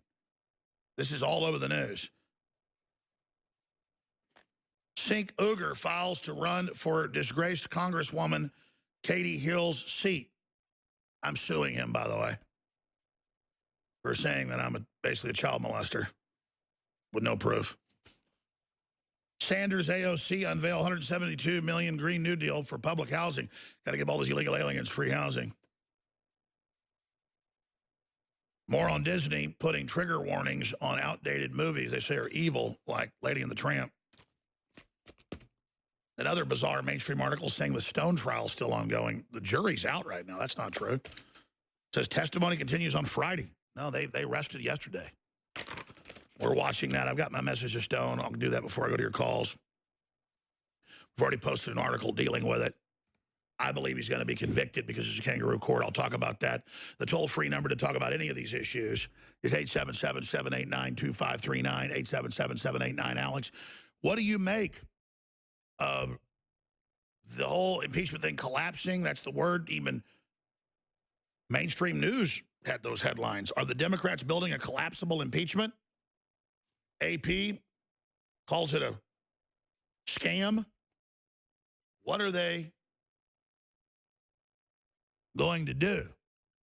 So much more on that coming up. But going back to Millie Weaver. Millie, you've done a just amazing job with you and your team in between Ohio and Kentucky and on the road when you're a mother with 2 children. Been working with us 8-9 years, so the babies came later. But you and your husband and your camera team and just witnessing the witnesses and the documents and the state admitting you're right and going and filing the info and meeting the Secretary of State's office, not just on the phone, but going there and having press conferences at the governor's office, and then to watch Brian Williams not show what you said so folks could decide, just saying you're a bot, and then he made up something that wasn't true. Of course, he's Brian Williams, but the fact that they're just doing it, what is it like for you to witness it for yourself, to stay up late at night going over all these documents now for 4 or 5 days, to have Bev Harris, the top researcher, confirming it, and to just know that that's business as usual? Well, you know, they're just setting the narrative. They're getting ready to start the smear campaign because they're anticipating all of this information coming out. And it will be coming out soon. And I do believe that this is going to become a national story shortly here when we start to see people being put behind bars. Okay. And that very well could happen soon, Alex. And people need to remember, you know, everyone goes up in arms when there's any talk about infringing on our gun rights or taking away our gun rights. Well, people should be just as concerned, if not more concerned, about taking away our free and fair elections. Because if we don't have our elections, we don't have the ability to vote for keeping our gun rights, you know, vote for the rights that we want to maintain. They'll just take them all from us and they'll say we willingly forfeited them. So that's what we're up against. And as far as this impeachment inquiry, well, that's plan A, Alex, but plan B is stealing the election via vote rigging in 2020. And that's what we're trying to stop right now. And we're putting all of our resources and effort into investigating this. We have forensic analysts. We are going through this data. We're trying to figure out how we can expose this the proper way without interfering with investigations and to essentially do the most damage to this corrupt system that's stealing Americans' votes from them. It's a major issue. You can even see it yourself when you go to the Kentucky elections website, and when you click on the voter results, it'll take you to Clarity. And that is when you can see that Seidel and these foreign software companies, they even stated on the website that those are the companies that are tallying the votes that are being put up in clouds and being put up on servers that are out of Europe. So how is that not foreign interference? They want to talk about foreign interference, meddling in elections with this Russian story that they investigated for 2 years against President Trump, when we've heard no mainstream media outlets pick up this story, despite that evidence is coming out. It's unbelievable. There was a press conference yesterday where you had this group go over all of this information, and the mainstream media has been silent with it. They only were there to try to bully and interrogate these women that are concerned citizens in Kentucky that have had floods of information of voter fraud coming to them. They just wanted to try to bully them and shut them down, and they didn't even air the press conference, Alex. It's unbelievable. The mainstream media is full of Democrat operatives that are doing the deep state's bidding, trying to suppress this information from getting out. Wow, Millie, powerfully said. We're going to put this interview out. Hopefully you can post it to your YouTube. But this is just amazing. And again, you had all those news media there, and you had evidence, and you had witnesses. You had people showing how they had been put on the Democrat rolls. And that is so huge. Their identities stolen and no coverage of it. But we're here. We're on air. We're exposing it. Thank you so much, Millie Weaver. We'll continue to watch your great work. Thank you, Alex. It's all at Infowars.com and Newswars.com. She's got her own channel at band.video, so it's backed up there in case any of her other material gets censored. All right, 877-789-2539. You notice that it's Infowars over and over and over and over again that exposes the Obama department juror whose husband is working on the Mueller probe. That's textbook conflict of interest. You notice it's us doing that. You notice it's us exposing the identity of the whistleblower. You notice it's us doing it 2+ years ago. You notice it's us exposing the Soros moles. You notice it's us exposing Jeffrey Epstein. You notice it's us exposing it all because we do the homework.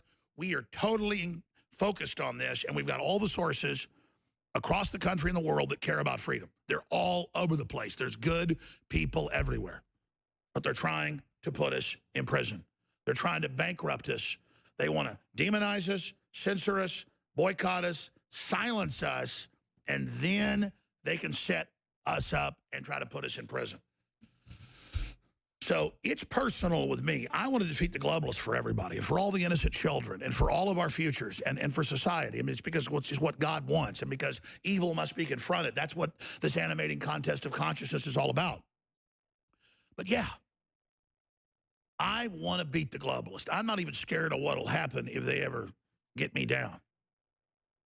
I'm really worried that I don't have the energy and the focus and the stamina and the will to really do my best. And I'm constantly chomping at the bit to do more and to stay in the fight. So I'm just asking viewers and listeners, keep InfoWars in the fight financially and spread the word about our videos and our articles and everything we do, because that's how we are going to stay in the game and ensure that the next 100 huge stories we break that devastate the enemy get out there. We really have put out half the reports that devastated the NWO. I mean, it's just insane. And it's because of you backing us. So you've got the commitment that we're not going to back down, but we'll collapse unless you back us. So please continue to back us. Huge sales, InfoWarsStore.com. Take action. I have a message. I have a message for the world from Roger Stone. And that message is your basic liberties, your basic freedoms, and due process is under attack. And if Roger Stone can be found guilty on any of the 6 counts against him by this kangaroo court and this Obama-appointed tyrant fake judge, then no one in this nation is safe. And we see in Congress the fake Star Chamber secret trials where they were having rehearsals on how they would testify. But even once they testified, it turned out that everything that we'd heard from Adam Schiff, Ed Buck's best buddy, was a lie. So Roger Stone's message is this. He expects to be convicted. He said only a miracle can save him now. That's his exact words to me last night and this morning. And he said to me, Alex, barring a miracle, I appeal to God and I appeal to your listeners for prayer. And I appeal to the president to pardon me, because to do so would be a action that would show these corrupt courts that they're not going to get away with persecuting people for their free speech or for the crime of getting the president elected. If we don't do that, it will embolden their criminal activity. Now, there is a press release and an article on newswars.com and infowars.com that has the number to the White House on it.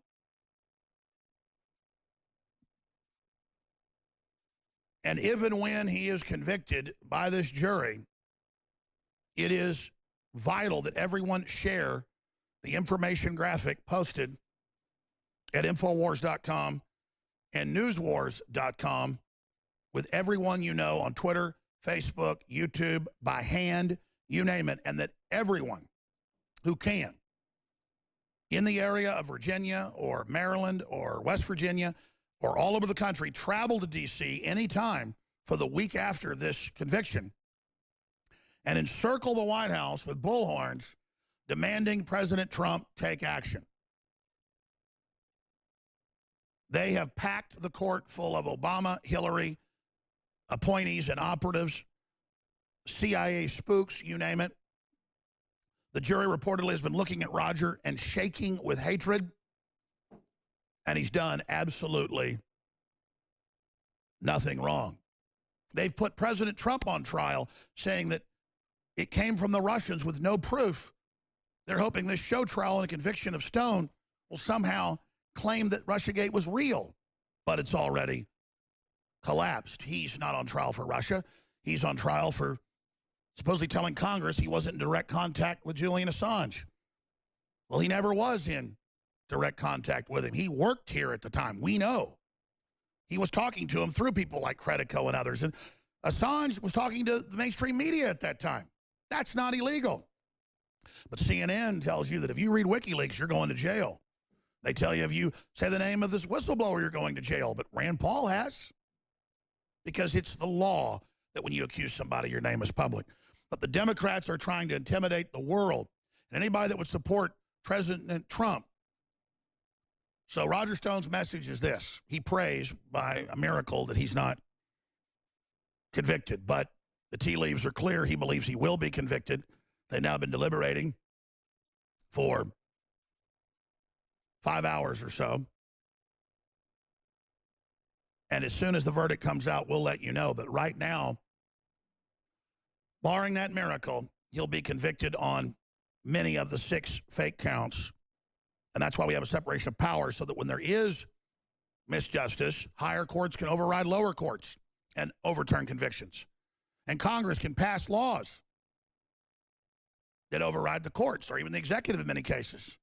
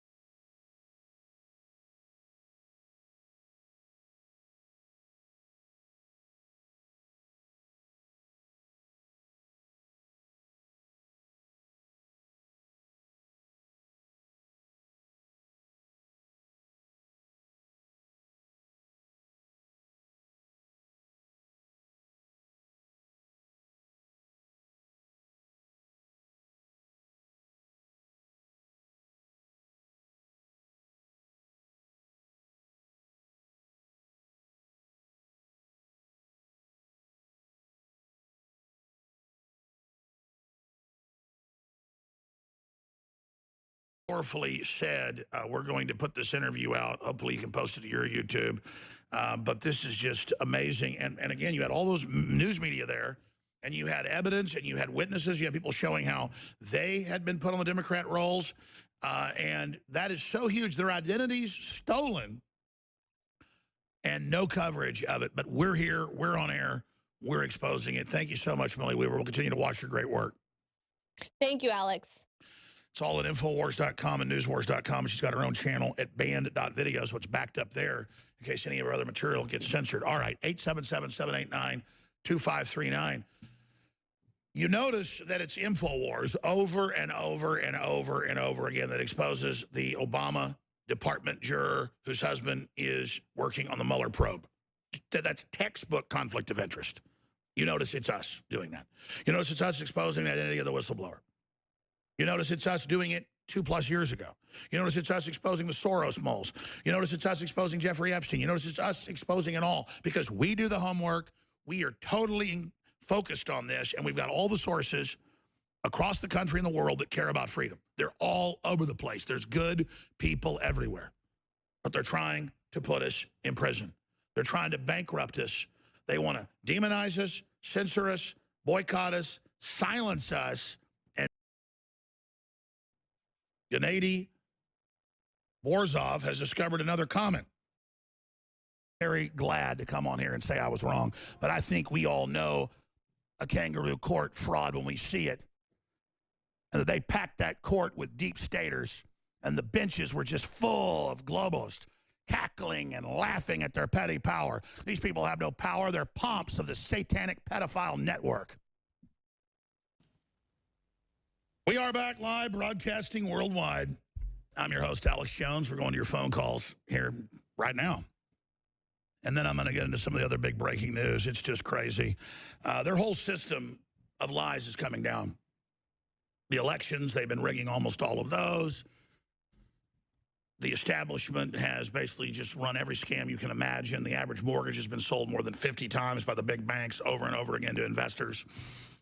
Major mutual funds are coming out and warning investors not to buy too many stocks. They're doing that so they have liability protection when the market crashes. A lot of listeners are probably, well, that's kind of oxymoronic. You say you don't want them to plunge the stock market, but then you also get up on air and point out that a lot of it is overinflated. We're in a global race with the Chi-Coms devaluing currency. Donald Trump didn't do that. I didn't do that. And if you look at, like Bill Gates was worth $4 billion in 1995. But that $4 billion then would be about $50 billion today. The devaluation is happening very, very quickly. Inflation has been kept at bay partially, but it's out of control in some cities. And so I don't like fractional reserve banking. I don't like all the manipulation, but it's the bubble we live on. And so the globalists have been trying to pop the U.S. bubble while propping up the Chi-Com bubble. And so I've been, okay, let's politically get good judges in. Let's expose the corrupt pedophile regime. Let's reverse a lot of the New World Order operations, secure the borders. And then we're going to have a real discussion with Rand Paul and others, who's very fiscally smart, with Trump about being honest with the people about what we're going to do. But it's a global system. And so the private Federal Reserve and the very central banks talking about how the economies and the stock market's overinflated, they're the very ones that did it and are now getting the benefit of doing it, creating all this fiat currency that they used first when it had more value. And then they inflate it more and they use it again when it has more value. But it's declining value for us. And then they tell us, oh, here's a message to you. You better watch out and you better not invest too much in the stock market, young people. Fidelity warns boomer generation to stop buying stocks. A ZeroHedge.com article up on newswars.com and infowars.com. And it's just a very important article. I want to go to your phone calls, but there's just so much happening, so much unfolding. Interesting story here. Amateur astronomer discovers comet ahead of NASA report. That's from RT. We posted it up on infowars.com.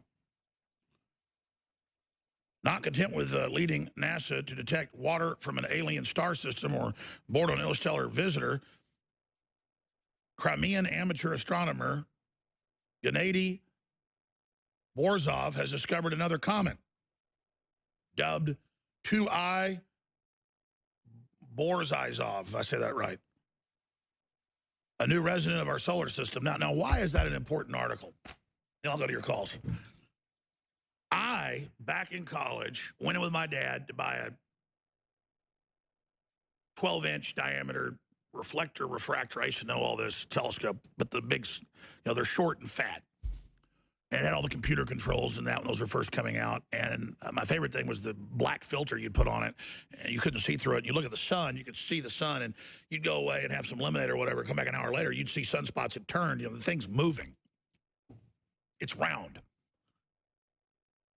And when I talk to the flat earth folks, they say it's like a dome above us and the sun's just like a digital thing and it's all fake. And you sit there, but you realize they've been lied to so much by the media and culture, they don't know what's true now.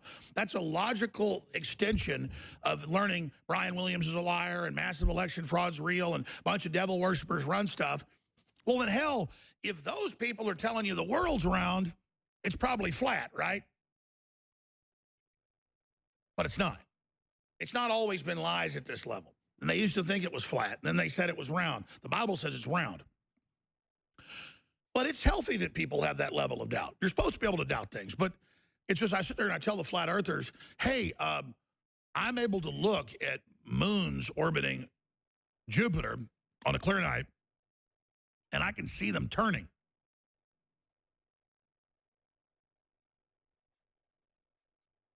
And they say, no, you can't. And they get mad. And they got little sayings like the Q group.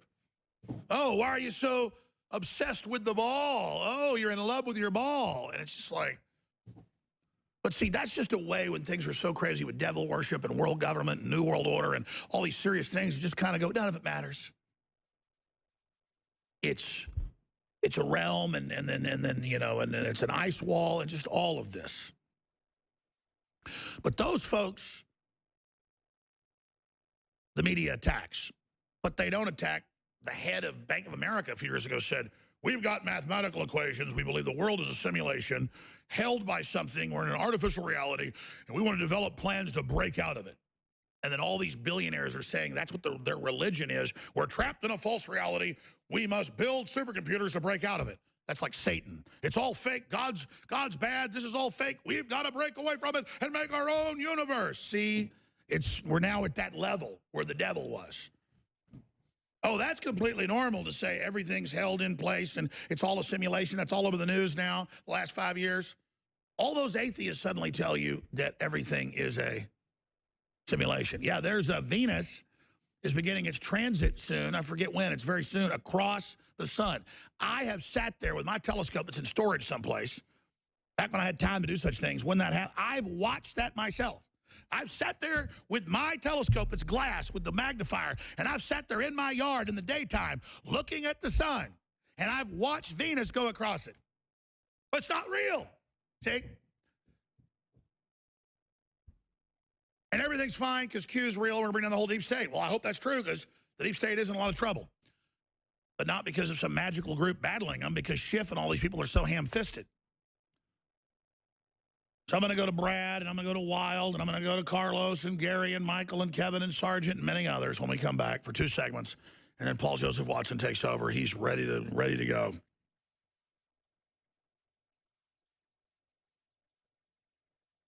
But Roger Stone, I believe, will be convicted, and it's a frightening thought. And first they silenced him and took him off social media, you noticed, right before the indictment. And then his wife and people had some social media, and he'd comment on it, and they'd say, oh, you threatened the judge when he didn't. And so they'd say, we'll put you in jail if you talk now. That's why they want to shut me up, so they can take me off air, lie about me, and create this new cartoon character that's Alex Jones that they'll use in his Credit to Liberty movement. They want to steal my identity, my essence. They want to steal your essence, your children's essence. They want to control you. Don't let them. And you see everybody rioting for Popeye's fried chicken sandwiches that really aren't even that good. I've had one. And will they riot for iodine that's on record boosting your IQ and increasing fertility and health? Will they riot for fish oil that's so good for your brain, your cardiovascular system, your eyesight, your whole way of life? I'm just addicted to fish oil. No. Notice the system gives you some gross GMO, crappy tasting thing that people riot believing they're getting something really special because they heard it was great. That's all false. But we're promoting things that aren't like magic lottery tickets that 1 in 10 million win, but you still feel like you're part of something, so you get into it. This is something where DNA Force Plus really does make your telomeres last longer, really does clean out your DNA, really does clean out your mitochondrial DNA, really does amazing things with the PQQ and the CoQ10. It's 50% off right now. Double Patriot points, free shipping. That's the big special. DNA Force, you owe it to yourself to research it at InfoWarsStore.com and find out why it's such an amazing formula. DNA Force Plus, DNA Force Plus, DNA Force Plus, DNA Force Plus. All right, let's go right to your phone calls, ladies and gentlemen. Carlos, because we got open phones for everybody, is a regular caller, always smart. We're going to move quick. Carlos in Canada, what is your view on the show trial of Roger Stone? It's a pity that it wasn't like Jussie Smollett, right? Yeah.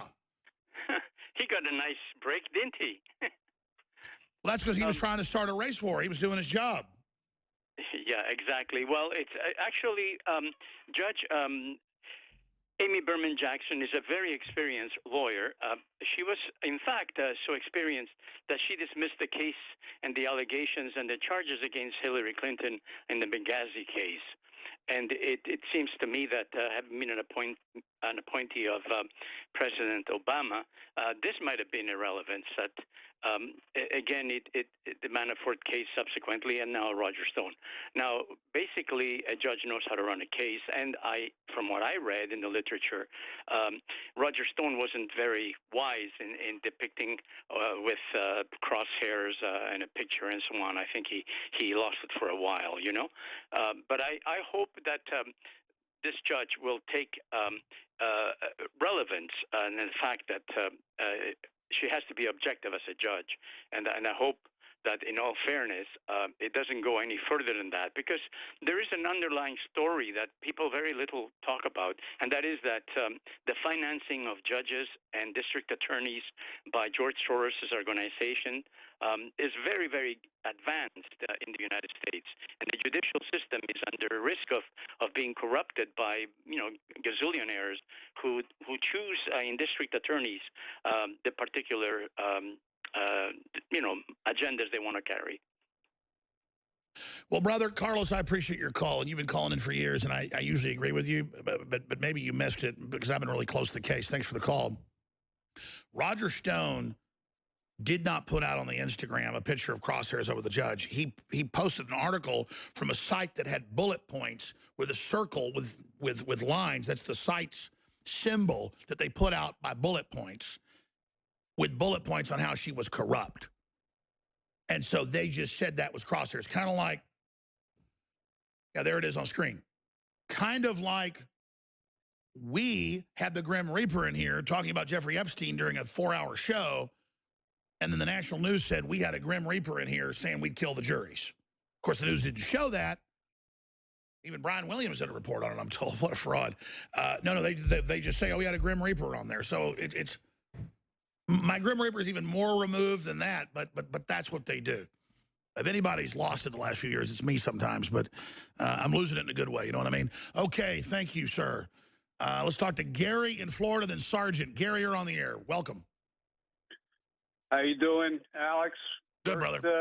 I want to tell you, my first transmission for all your listeners is that 12 years ago, I was given 1.5 years to live with the 4th stage cancer, and I told them, forget the dumb medicines that don't work. Started some herbs, went on a lot of your stuff, and I'm still here fighting. So that's first the transmission. Beautiful. The second transmission I have for the followers, I called before, and I said Roger was one of the keys. And I said, you're also a key, and I'll tell you why. I said they let Assange go, and that was Pompeo. And everything is tied to Russia. And the reason they're using Russia is we know with that whole thing with the Mueller. The Ukraine thing now we're noticing is being tied back to Russia. He was weak on Ukraine because Ukraine is fighting Russia, so forth and so on. The correlation with Roger to Assange, he's part of Russia. Same thing. And we're going to use all these different things we thought was to get Hillary in, okay? Now the next thing after Ukraine, if they throw shift over the thing, will be they're going to go after his taxes. And if they open the taxes, they'll tie it to Russia. They're going to keep going one thing after the next and keep tying it to Russia. That's the one thing. The next thing I'm going to say is one way or another, we're going to get Roger out. The last part of the transmission, because I know I'm in limited time. When I listen to you, you're like a bull in a china shop. You know so much. You have knowledge. You have content. You have contacts. That's why you're a threat to them. But you also have great people, and you can't listen to everyone's show. You had a guy, Matt Bracken, and he did a show with this ex-CIA guy. I think his name was Johnson. I saw it. We need to get that fellow back on. Yeah, he was a high-level CIA. That was a good interview. He explained that not only does Brennan still have his what do you call it? Security clearance. Right. But Oh, Brennan still commands a whole deep state group, and they literally, Trump ordered him to lose his security clearance. The deep state wouldn't do it. Well, then Trump literally fires and has indicted who did that. It's a governmental mutiny against the president and the people. I mean, that's what it is. So Haskell's still in charge. I remember Ray. See, unlike I remember things. That guy Ray was in front. They asked him, what is the number one problem with Antifa, with what's going on? What is the number one problem? He said, white nationalists. Okay, so they tell you what they're planning in the future. This guy Barr is supposed That's to... right. White people have been chosen as the group to persecute, and then to identify the Bill of Rights, Constitution, and freedom with white people, so that all the new immigrants want to reject Americana because they see it as white supremacist, and then they themselves never get to enjoy that great birthright. Great points. God bless you, Gary. We're unified by the Bill of Rights and Constitution. We're unified by love of America. They want to taint nationalism, the existence of the country itself, with these white elites that don't like the brown people, so that brown people then hate America. It's just totally cold-blooded. It's in the WikiLeaks, and you're absolutely right, sir. God bless you. Okay, Sergeant in California, you're on the air. Good afternoon, sir. How are you today? I'm good. Thanks for calling. Thank you for having me. I just wanted to let you know I'm a daily user of the Real Red Pill Plus Ultimate Fish Oil and, of course, the Alexa Pure Breeze. I have 2 of those in my house. Your products are phenomenal. The iodine, I forgot the X2. Can't forget the X2. Love, love, love the iodine. I actually, believe it or not, I put a drop or 2 into my kid's bottle every week. Once a week, every week, you know, just give him a little iodine kick. And, man, he's not even 2 years old yet. He knows colors and you know, he's already saying words. My daughter's a little more than 2.5 years old, and everyone freaks out. She knows hundreds of songs. She speaks in complete sentences. She can literally, you know, jump on top of a table from the ground. People go, what is this, a Tasmanian devil or something? And that's because fish oil, clean fish oil, iodine, everything, and of course, no vaccines, yeah. I mean, she basically has, like, lasers shooting out of her eyes.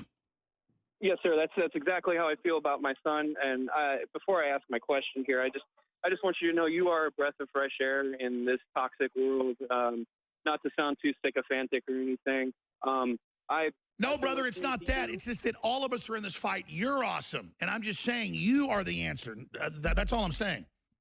And I bring you to the third dimension all the time to people I know. I mean, I'm out at swap meets and I see these beautiful families together. The first thing I think of is, you know, when we're talking about California and how bad it is here, and I'm like, oh, have you heard of Alex Jones and InfoWars? They're like, no. And I'm like, you need to get into that. You need to get into the arena. You need to help us out. So I'm spreading word about you. I'm hacking the third dimension every day for you. And my question, where's Gerald Nadler? You know, that's a great point. He's supposedly running all this in the House, and he's MIA after it looked like he had that stroke. Remember on TV a few months ago? He collapsed? Yes, sir.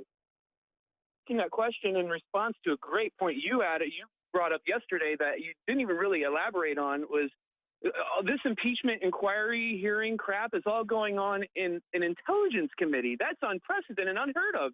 Where's the Judiciary Committee? It's a coup by the rogue intelligence agencies run by John Brennan. John Brennan was on C-SPAN, and they go, thank God for the deep state. We're taking Trump out. They're all like, yay. And like, there's the enemy, anti-American globalists that sold us out, that hate the country. And they're all a bunch of chicken neck devil worshippers and pedophiles and the crypt keepers, and they can't even walk. And we're all just bowing to their evil. Oh, Hillary, you stinking witch. And people go, oh, my God, she'll kill you. You went and bullhorned her and got in her face. Whatever. If I get killed, I'm not looking for that, but whatever. It's a war. All I know is we're going to win this thing. We have to get past the fear, stop caring what people think, and tell the truth. And you're damn right. I appreciate you. God bless you. Sergeant, just keep spreading the word for all of us. And say it's forbidden information. It's the most demonized show in the world. Why do you think they attack it? Why do they have all the shows like Homeland and The Good Doctor attacking Alex Jones and admitting it and all of this? Why? Because we've got their number and we're not afraid. And I'm nothing special, folks. I'm telling you, once you get triggered into the real reality of this, you're like, whoa. And all of a sudden, you turn these parts of your brain on that are to fight evil and build the next level. It's like you've got the whole operating system. God goes, here, you want it? Turn it on, and you'll have discernment. You'll see with new eyes. We'll be back. Hour number 4.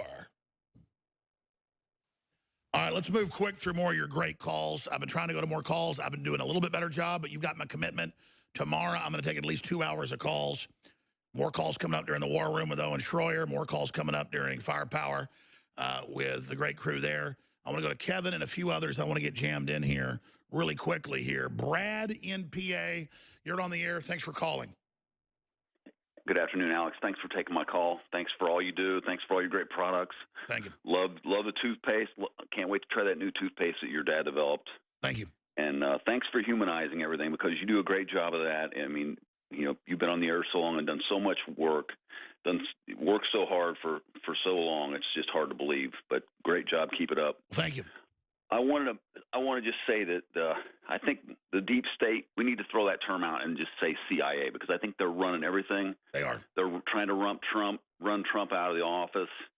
They're running all the shenanigans with the elections, probably, I'm guessing. And, you know, it's brave. And it's just a bunch of corrupt bureaucrats. It's not James Bond. It's a bunch of hunchbacks like Brennan and Clapper and this wimpy little, you know, lib turd, Sierra Mella. What a joke. These people are pathetic. They're a bunch of Ed Bucks. They all dress up little outfits and do rituals, and a bunch of sick freaks. Then they must all be compromised, obviously, because they just push their buttons and they get these people up on fake charges. I can't believe Roger Stone will be convicted. They've got nothing on him. They take Biden, who is caught on the Council of Foreign Relations, bragging about the Ukraine and what he did, and then now Trump's going to be impeached. I mean, this is upside down world. It's unbelievable. You're absolutely right, sir. What do you think about the Kentucky situation? I saw that's why you called. Yeah, well, I was another thing. I mean, I was watching the returns come in that night, and I saw that the Kentucky governor was ahead, and I'm like, I know what's going to happen. I know they're going to say he lost, and it's going to be close. And that's exactly what they did. And, of course, I knew there was going to be shenanigans. And you definitely need to get Bev Harris on. And they do it close, because if they steal it big, there's more fake votes to be found. That's why they only stole it by 5,000. And it's not unlike assassinations. And I'm just throwing that out there, because you kill President Kennedy, you kill Bobby Kennedy, you kill Martin Luther King, you steal an election. It's all, once it's done, what can you do? They're just going like, hey, there's nothing wrong here, nothing to see, move along. And that's exactly what they do. God bless you. Amazing callers. And I went to them late. I feel bad. I'm not going to be able to get to all these. I'm trying to get to Wild, Eli, and a few others. Let's go to the caller in Ohio. I think it's Eli. Go ahead. Hey, Alex. How's it going? Good, brother. Go ahead. Hey, so a couple things I wanted to talk about. Number one is the saturation of information. It seems like in the last 3 years, things have just accelerated to the point where you can't even keep up with everything, and they're using that as cover. When they come out with one thing, it's the parlor trick. While the magician is using his left hand to dazzle you, you're ignoring what his right hand's doing. And of course, what his right hand's doing is, you know, more of this crap with it's the P and the three cups game. And that's why they hate InfoWars, because we laser beam in on what they're really doing. Well, it's what people are willing to accept. It's how far can you push the Overton window before you dial back and say, okay, well, we were a little off base here with Beto O'Rourke and saying, hell yes, we're going to take your AR-15, your AK-47. And now they're going to dial it back and say, well, we're just going to ask for magazine limitations or ban certain semi-autos and things like that. What I really think they're trying to cover up right now is the fact that if Donald Trump gets to 2020 and he wins the election, which we all know if he makes it that far and they don't impeach him, he will. That's the whole reason why they're running this whole... Oh, they're in trouble. Paul Watson's about to take over about the huge rebellion in Europe against the globalists. They're in trouble, but the fight's very, very real and very, very intense. I'm sorry to Kevin. I'm sorry to Wild. Thank you, sir. Call me back tomorrow. I'll go to the head of the line, guys. Love you. Paul Watson takes over from England, and then the War Room with Owen Schroyer is coming up, and then at 7 o'clock, Firepower, Will Johnson, Tom Pepper.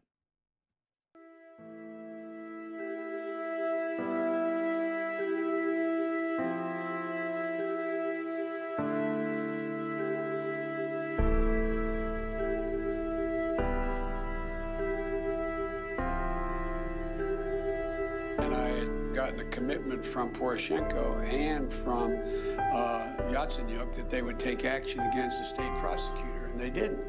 So they said they were walking out to press conference. I said, no, I said, I'm not going to, or we're not going to give you the $1 billion. They said, you have no authority. You're not the president. The president said. I said, call him. I said, I'm telling you, you're not getting the $1 billion. I said, you're not getting the $1 billion. I'm going to be leaving here. And I think it was, what, 6 hours? I looked, I said, I'm leaving in 6 hours. If the prosecutor's not fired, you're not getting the money. Oh, son of a bitch. Got fired. And they put in place someone who was solid.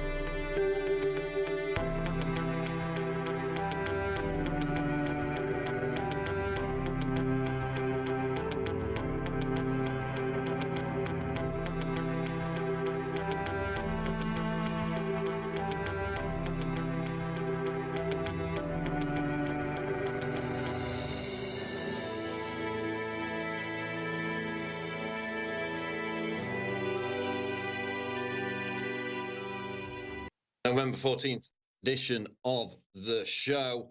And I just got back from Poland, spent most of the week in Poland, having traveled there from Budapest, Hungary, last week to attend the Polish Independence Day March of 2019. This is the big patriotic march to celebrate Poland's independence from back in 1918. Of course, Poland ceased to exist as a country for about, I think it was about 123 years before that.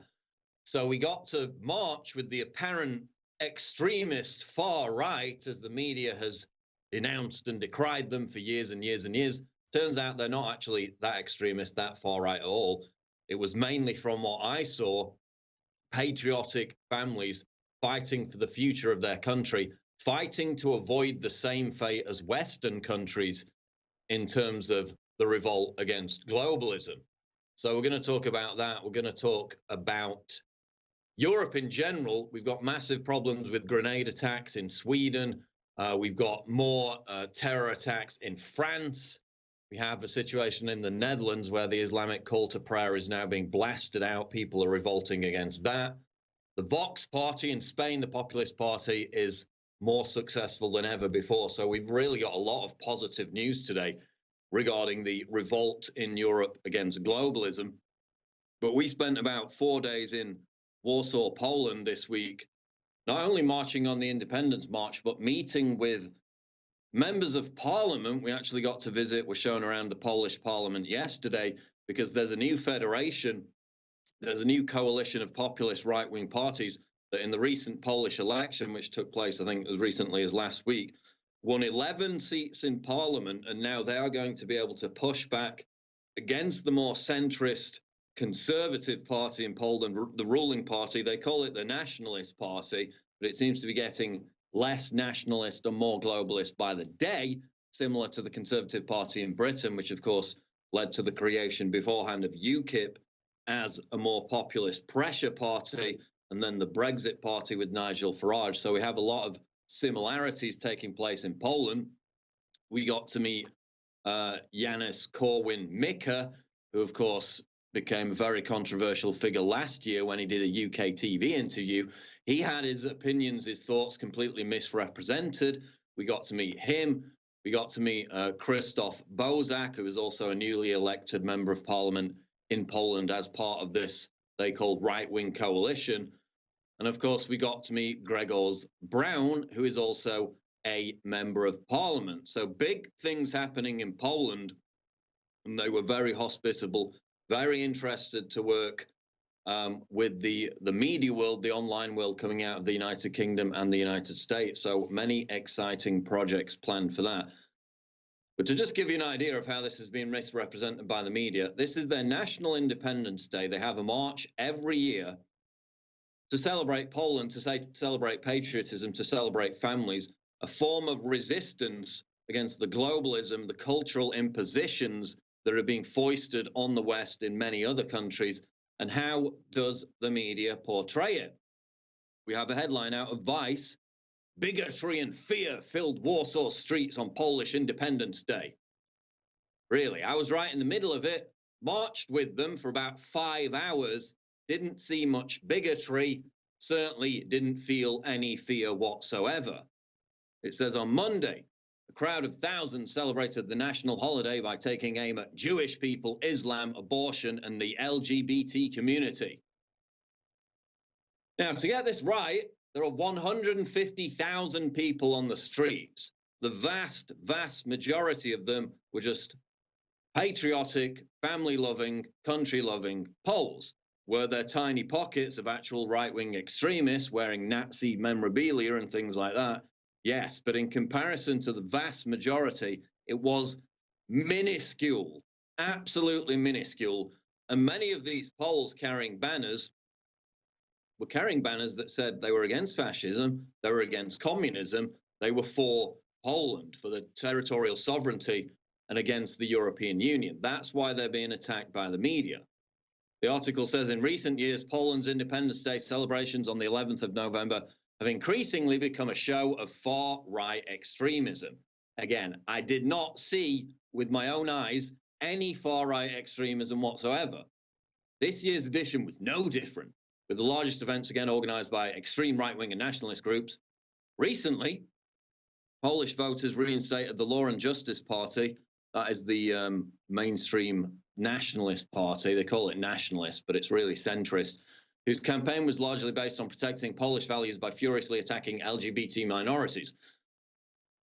Goes on to say the gathering in the center of Warsaw kicked off with a prayer, God forbid, because of course this is an overwhelmingly Catholic country. The media absolutely hates that. Before organizers addressed the crowd. From the podium, Robert Bakowicz, head of the Independence March Association, and a former district head of the far-right national radical camp, said there is no Polishness without Catholicism. How dare he? Before making anti-Semitic claims. From what I heard from the translation, there were no anti-Semitic claims. There is an issue in Poland, which is a lot of countries in Europe have this issue, whereby Jewish people who have inheritance and no family to pass it on to, certain lobby groups within Poland are trying to get that money sent to Israel, but Polish people want the money to stay within the country. Is that anti-Semitic, or is that merely protecting the interests of your own country? We met members of the Warsaw Resistance Uprising, a 90-year-old woman who was a member of that. Was she a neo-Nazi too? We met people carrying banners with the swastika crossed out saying they were against fascism. And here's Vice demonizing them as neo-Nazis. The article continues, the crowd's hateful chants took aim at a range of perceived enemies, from communists, leftists, and Muslims to the LGBT community. Well, no, what they were chanting about mainly is the fact that Poland, the main party in Poland, the ruling party, has introduced a law which basically says you can't propagandize sexually, or you can't encourage children to have sex. It's an anti-pedophilia law. The European Union is now railing against that. Apparently, to oppose that is to attack the LGBT community. I think honest people within the LGBT community will really want their movement, their rights, or what they represent linked with pedophilia, which is what this Polish law actually tackles. And I'm going to get into that on the other side. But the article continues. At one point, a group of counter-protesters from the anti-fascist group Citizens of Poland attempted to block the march, didn't see them, basically saw no counter-protest whatsoever in the area that I was in. Again, 150,000 people marched. Later, a guest of the organizers, discredited American psychologist Paul Cameron, told the crowd, brave Poles saved Europe from Islam. Now they will save it from the deadly LGBT invasion. Yes, there was a lot of chants against LGBT because they see what's happening in America, in Sweden, in many other European countries with drag queen story time and this effort to impose in the culture war not just a respect for LGBT people, not tolerance of LGBT people, but actual sexualization of children. And that's part of what they were marching against. We're going to get back into it more on the other side. Breaking news at summit.news. So Vice magazine and much of the mainstream media demonized the Polish Independence Day march by calling it, in their words, a display of bigotry and fear. I was there amongst the 150,000 marchers in Warsaw, did not see much evidence whatsoever of bigotry and fear. I just saw a huge mass of people, families, young and old, celebrating their country and embracing its true ideals, celebrating Catholicism, their faith, huge banners of Jesus Christ everywhere, people dressed up in military gear, again, to celebrate Poland's independence and reformation as a country, which didn't exist for over 100 years before that. But of course, what does Vice show in their photos? They show, oh, scary weapons being carried by men in military uniforms. Yes, it's a celebration of Poland's military history. What do you expect? You know, there were hussars on horseback. It was really good. The energy was great. People flying flares. People really united, bonded together in love of patriotism and opposition to globalism. They carried anti-EU flags. They carried a flag of Poland throughout the whole march, which looked like it basically went on for a mile. You were watching it at the end of the march as the people carrying the flag marched through the field, which was the site of the end of the march. And it literally went on for about half an hour, this flag going through the field with no signs of it ending. So an absolutely fantastic few days in Poland. Met a lot of great people there who were fans of Alex Jones, fans of InfoWars, fans of what we do. We had a great meetup afterwards. And then, of course, we were lucky enough to get a tour of the Polish parliament from members of the new coalition, the new federation, they call it, of populist, quote, right-wing groups that have now been elected to parliament. They've got 12 seats in parliament. And one of the issues they're going to be pushing, having seen what's happened in the West, in America, in many European countries with this drag queen story time, with the increasing effort to make sexual education in schools applicable to younger and younger children. In the UK now, in some schools, children as young as 5 are being pushed, having forms of sexual education pushed on them. Polish people, Poland in general, despite the fact that in comparison to countries like Sweden, which there you see recently granted the equivalent of $175,000 to directly from the government fund drag queen shows for children. They're using the inheritance money from people who don't have family, don't have anyone to pass it on to, basically stealing that money for the purposes of propagandizing LGBT propaganda, sexualization of children.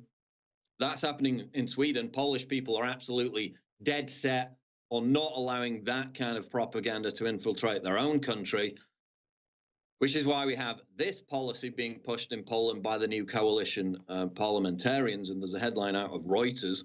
Polish lawmakers vote for bill criminalizing promoting underage sex. Again, how dare they promote a piece of legislation that discourages pedophilia? How dare they?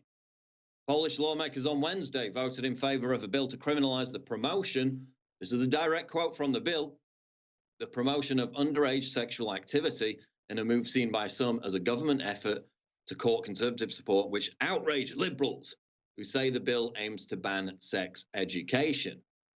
It doesn't seek to do that. In fact, there's a quote from the bill directly in this second article, which is out of Euronews. It says, MEPs vote to condemn Poland's anti-sex education bill. So members of the European Parliament, globalist members of the European Parliament, have voted to condemn a bill in Poland which they believe will criminalize sex education in schools. This is what the actual text of the bill says. Anyone who promotes or approves sexual intercourse or other sexual activity by a minor, keyword there being minor, a child, in connection with performing the position, occupation, or performing activities related to upbringing, education, healthcare, or care of minors, or operating on school premises, is liable to imprisonment up to 3 years. So they literally just wrote a bill that says you can't encourage children to have sex illegally with pedophiles, and now members of the European Parliament have voted to condemn it. The Polish government insists this legislation is to protect vulnerable children from pedophilia. This paragraph under the header Stop Pedophilia, this law doesn't speak about any education issues. It only prohibits promoting pedophilia, Polish MEP Beta Kemper insists. However, MEPs, globalist MEPs of the European Union disagreed. And in fact, they voted 471 in favor and only 128 against, condemning a bill which solely discourages promoting pedophilia in schools. Is it any wonder why more and more Polish people are out on the streets talking about not wanting this LGBT agenda pushed on their school children, when in many cases it's characterized as actually promoting pedophilia, as we've seen with the drag queen story time, several members of which, these drag queens, were not getting background checks, were being allowed around children, and in a couple of cases in Houston, as we covered, were actual child sex offenders, actual pedophiles being allowed into libraries and schools to talk to children about their lifestyles. Polish people are out on the street saying, no, we don't want to be like that. We don't want to be like Sweden. We don't want to be like the UK, where kids as young as 5 are being taught about sex education. Now they're being demonized as racists, bigots, and right-wing extremists. And MEPs are voting to condemn it. Absolutely incredible. But just the sheer energy, the sheer authenticity of what I saw in Warsaw was very, very uplifting. And that's the thing. You just don't see that in the UK. In the UK, there have been cases where people who simply try to fly the British flag on their own property get threatening letters from local government telling them to take it down because it could offend minorities and other people who live in the area. And then if they don't take the flag down, the flag of their own country, which is being flown on their own property, in some cases, other residents nearby tear it down. So yes, Poland sees what's happening in Europe. They see themselves as the vanguard of a new revolt against globalism. And many young people at this march, by being involved in this, by being so patriotic, wanting to protect their country, you know, living lives of authenticity and meaning. This is the thing. This is the same thing I saw in Hong Kong. In the West, we're beset by nihilism, atomized societies where people don't even talk to each other anymore, don't even talk to their neighbors, are told that they should be ashamed of their country, ashamed of their history, ashamed of their skin color. But in places like Poland, that backlash is really starting to brew.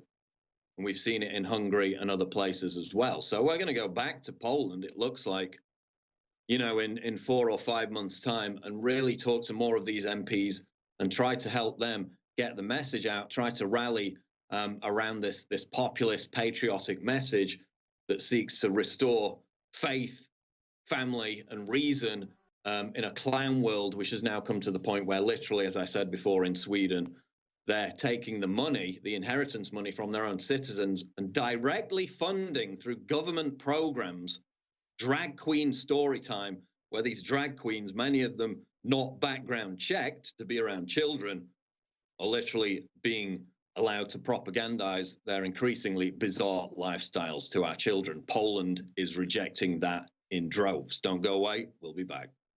We are back on the show. And before we get into more news out of Europe, including what's happening in Sweden, I want to tell you about the great Black Friday specials, which have already arrived over at InfoWarsStore.com.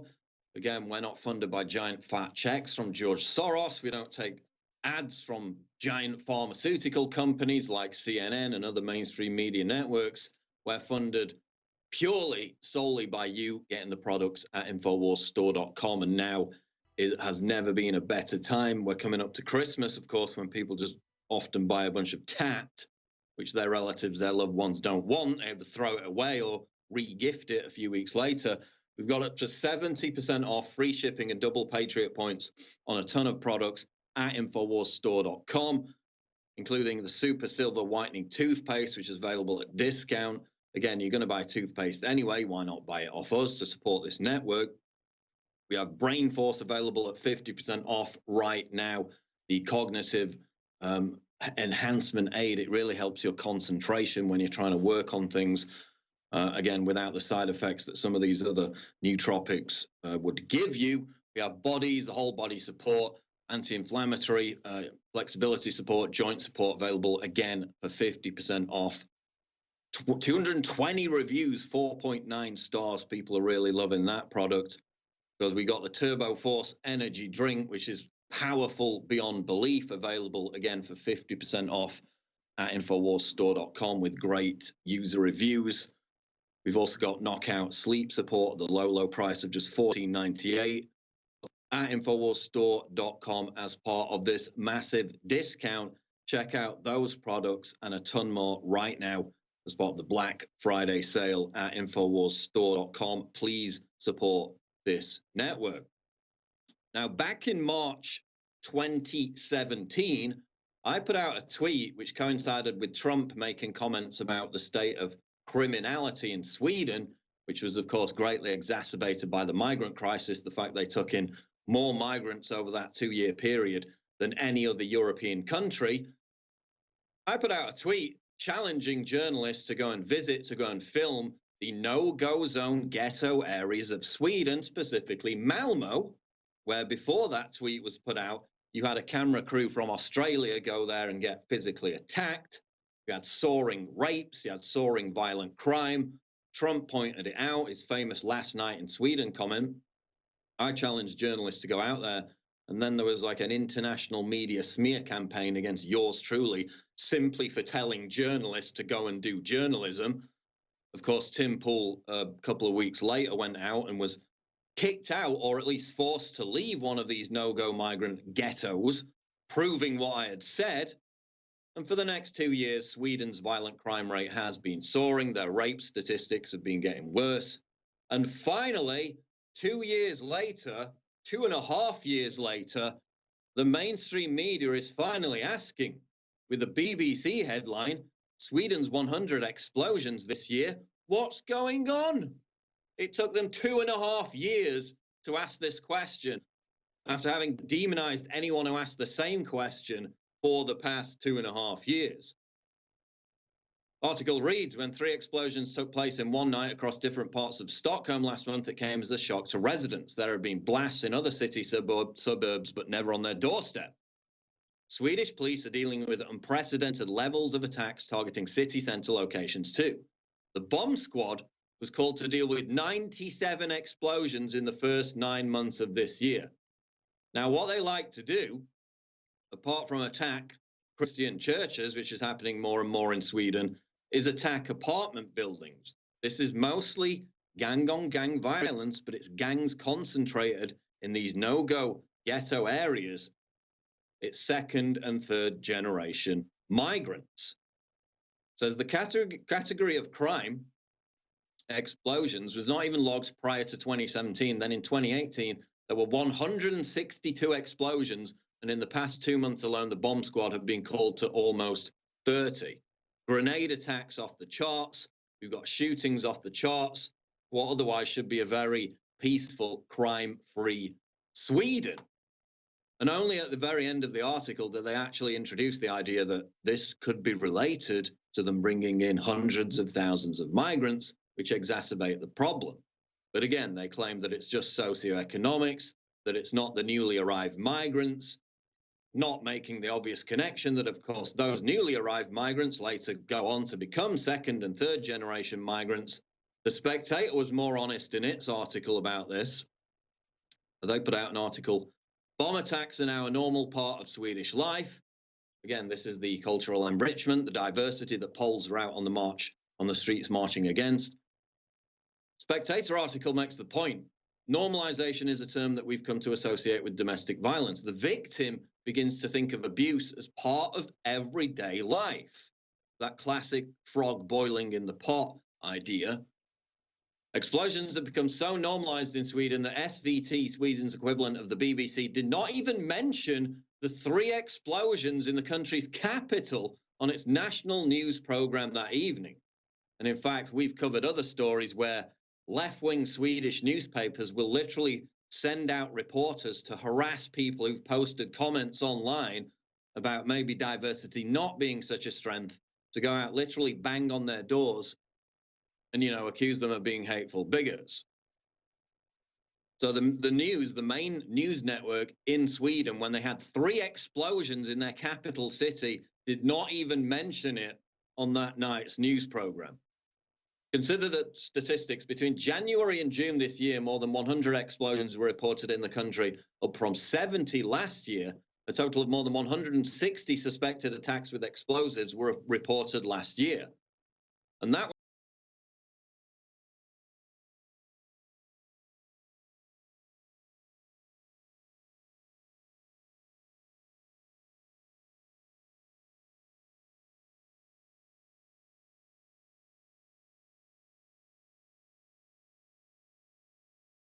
You didn't listen.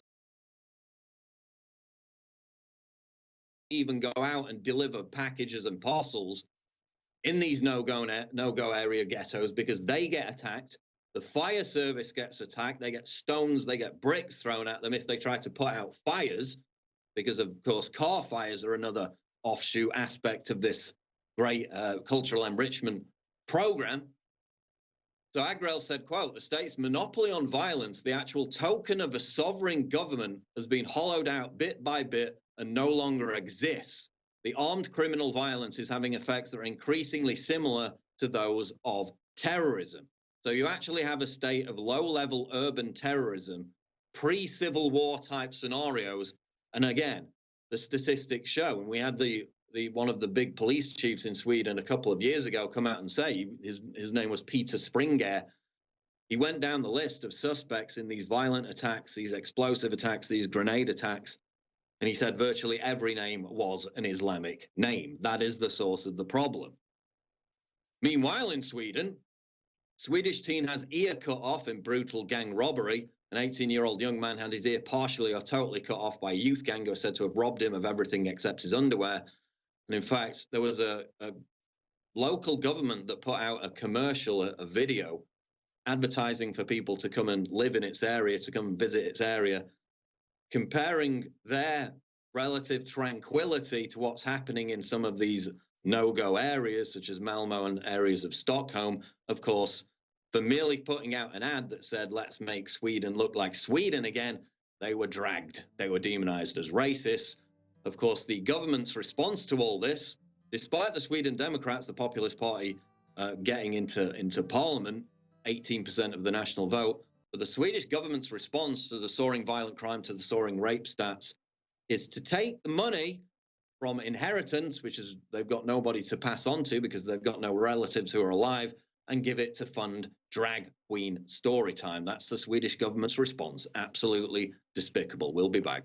So we had 150,000 Poles marching on the streets, again, in revolt, in resistance to the globalist agenda, to the cultural imposition that both Islam and the LGBT agenda has had on other European countries.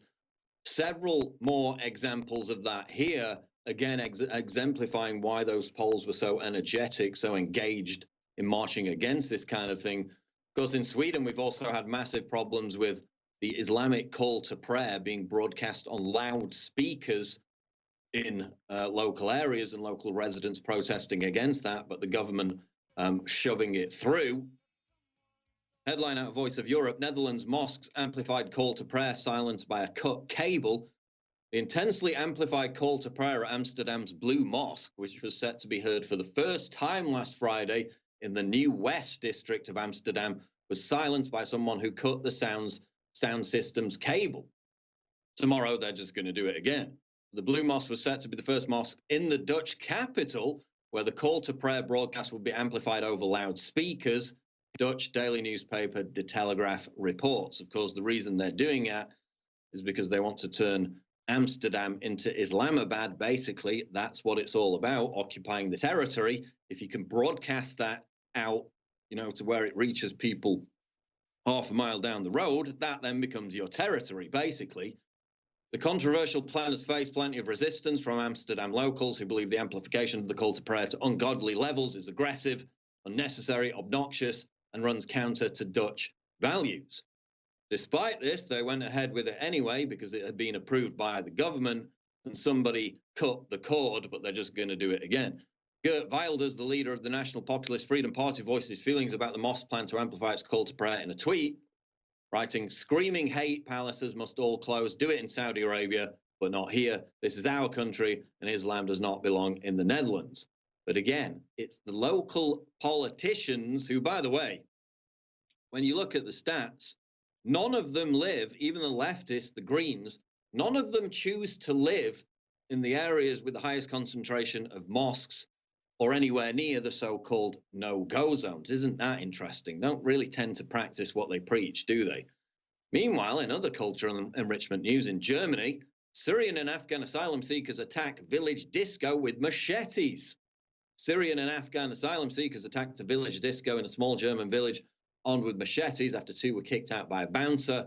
This is another one of their favorite things that they seem to like to do. There was a case in Frankfurt when a group of asylum seekers did basically the same thing. You know, a couple of them, what happens, you know, a couple of them will get in the club or in the disco, they'll start harassing women, they'll get kicked out by the bouncers, and then half an hour later, a gang of 20 or 30 of their friends just turn up and start attacking the building with clubs and machetes. We've seen this in numerous European cities over the past 3 years. This incident occurred on Saturday in the village of Trebin in Brandenburg. A group of around 10 migrants attempted to hack down the door to the building with their machetes.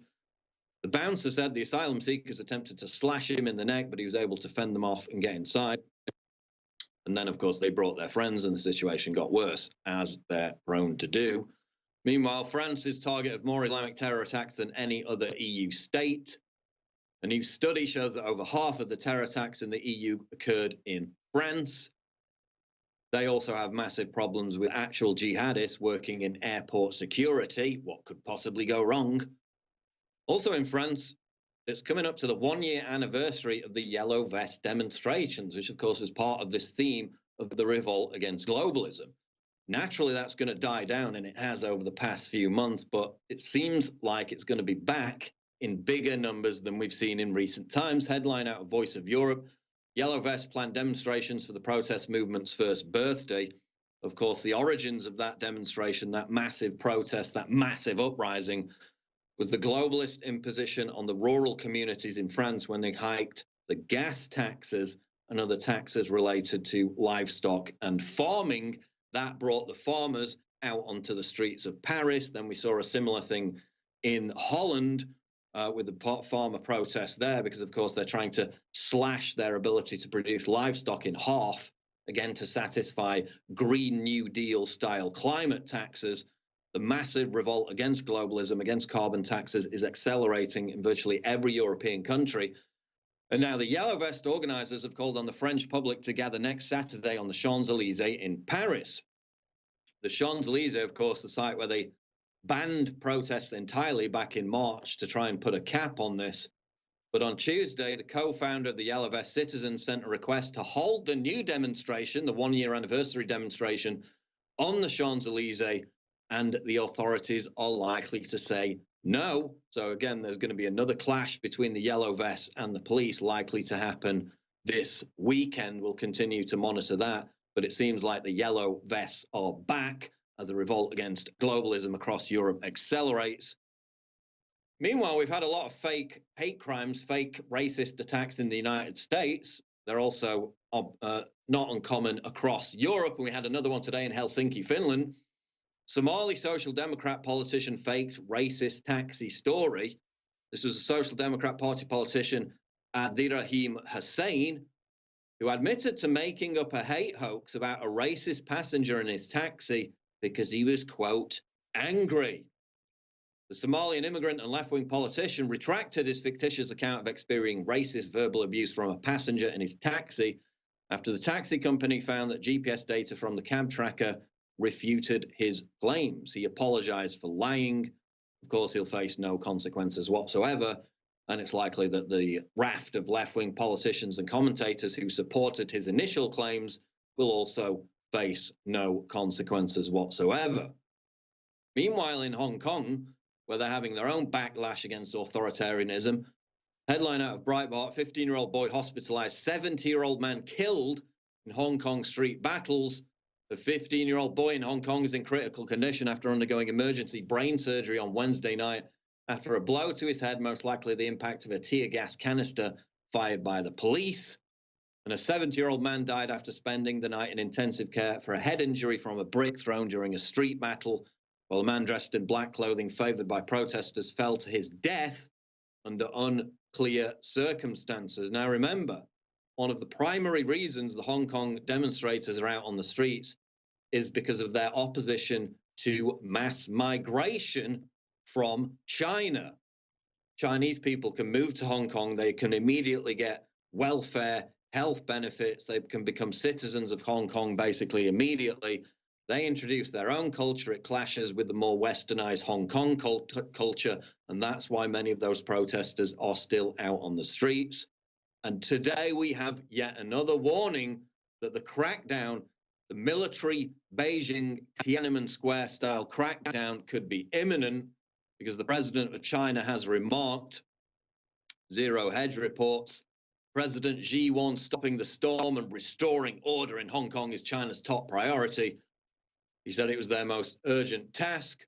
And basically, a lot of people are asking the question, which has been asked before, is a crackdown imminent? Hong Kong's already gone into recession. I think their GDP was minus 3.2. Tons of money is flooding out of Hong Kong into Singapore. It's no longer becoming a trustworthy place to invest.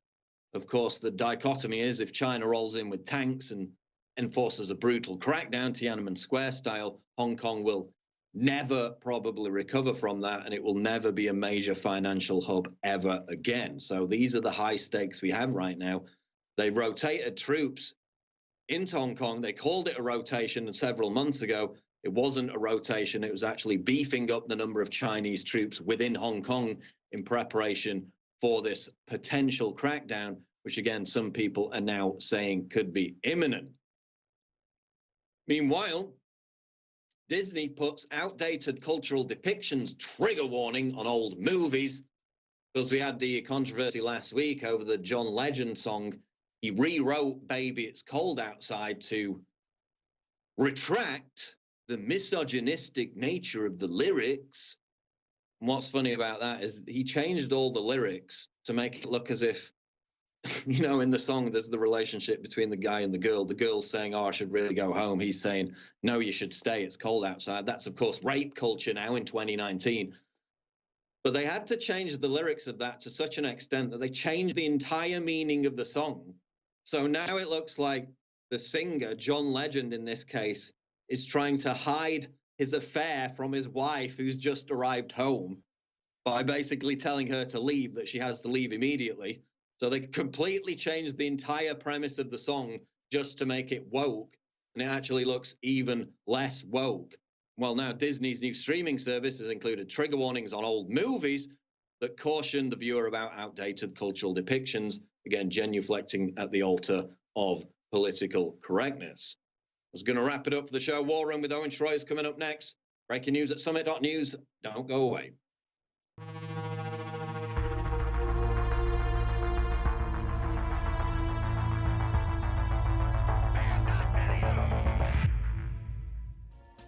Now it's easier than ever to have band.video on your iPhone. Simply go to band.video with your Safari browser. Then you click the share button at the bottom of the screen. When the menu comes up, you simply click Add to Home Screen. It will then ask you to name the app. I suggest band.video. You will now have band.video app on your home screen, despite the fact that Tim Cook tried to stop it. The globalists think you're lazy, but by taking a little bit of action, you can override them, have the app, and then tell others about it so they can get the app. So it's up to you whether you want to defy big tech and click the share buttons below on your email, on Facebook, on Twitter, on YouTube, however you want. Be sure and share band.video.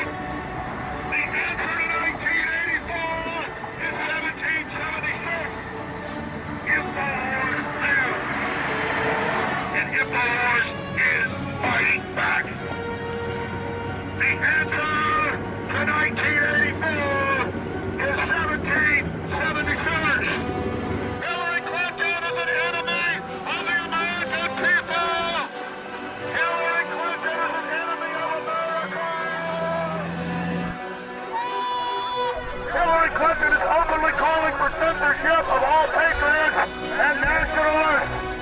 Hillary Clinton is a criminal. who failed to sell our nation out to the Chi-Com. Hillary Clinton is a criminal. Hillary Clinton will never silence the American people. America is awake. America knows what's happening, and Infowars.com is exposing it. America is back. America is back. America is back. America is back. America is back. America is back. The globalist criminals represented by Hillary Clinton are failing. Evil Democratic Party is collapsing. The Democratic Party's attempted criminal takeover of America is failing. Your dog, Hillary Clinton, is a war criminal and is involved in child sex trafficking out of Haiti. Hillary Clinton is involved with Jeffrey Epstein. Hillary Clinton flew on Jeffrey Epstein's pedophile aircraft.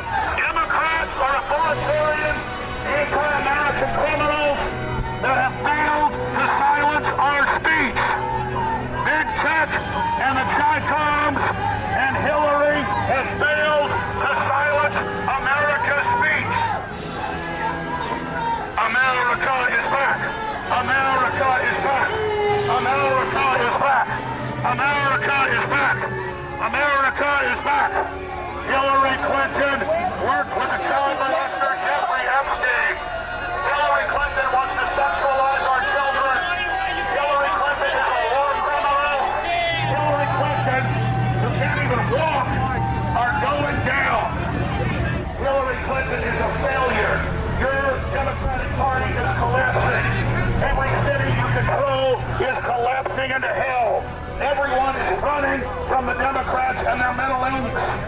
Your so-called power cult, the Democratic Party that founded the KKK, is going down.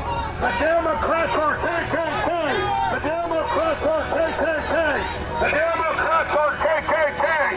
The Democrats are KKK. The Democrats are KKK. And look, they all when they cry the KKK, down with the KKK. Down with the, look at this lady, I'm saying down with the KKK. And she says, no. Down with the KKK and Hillary. Down with the KKK and Hillary. They tried to lie about their agenda and secretly build it. That didn't work. So now they've tried to silence us and then gaslight the population, promoting pedophilia and gun confiscation and pure evil as normal. They're doing that to demoralize you. But the truth is that they're failing. You can see it and you can feel it. Hell yes, we're going to take your AR-15. If you're going to take people's guns away, wait till you get elected, then take the guns away.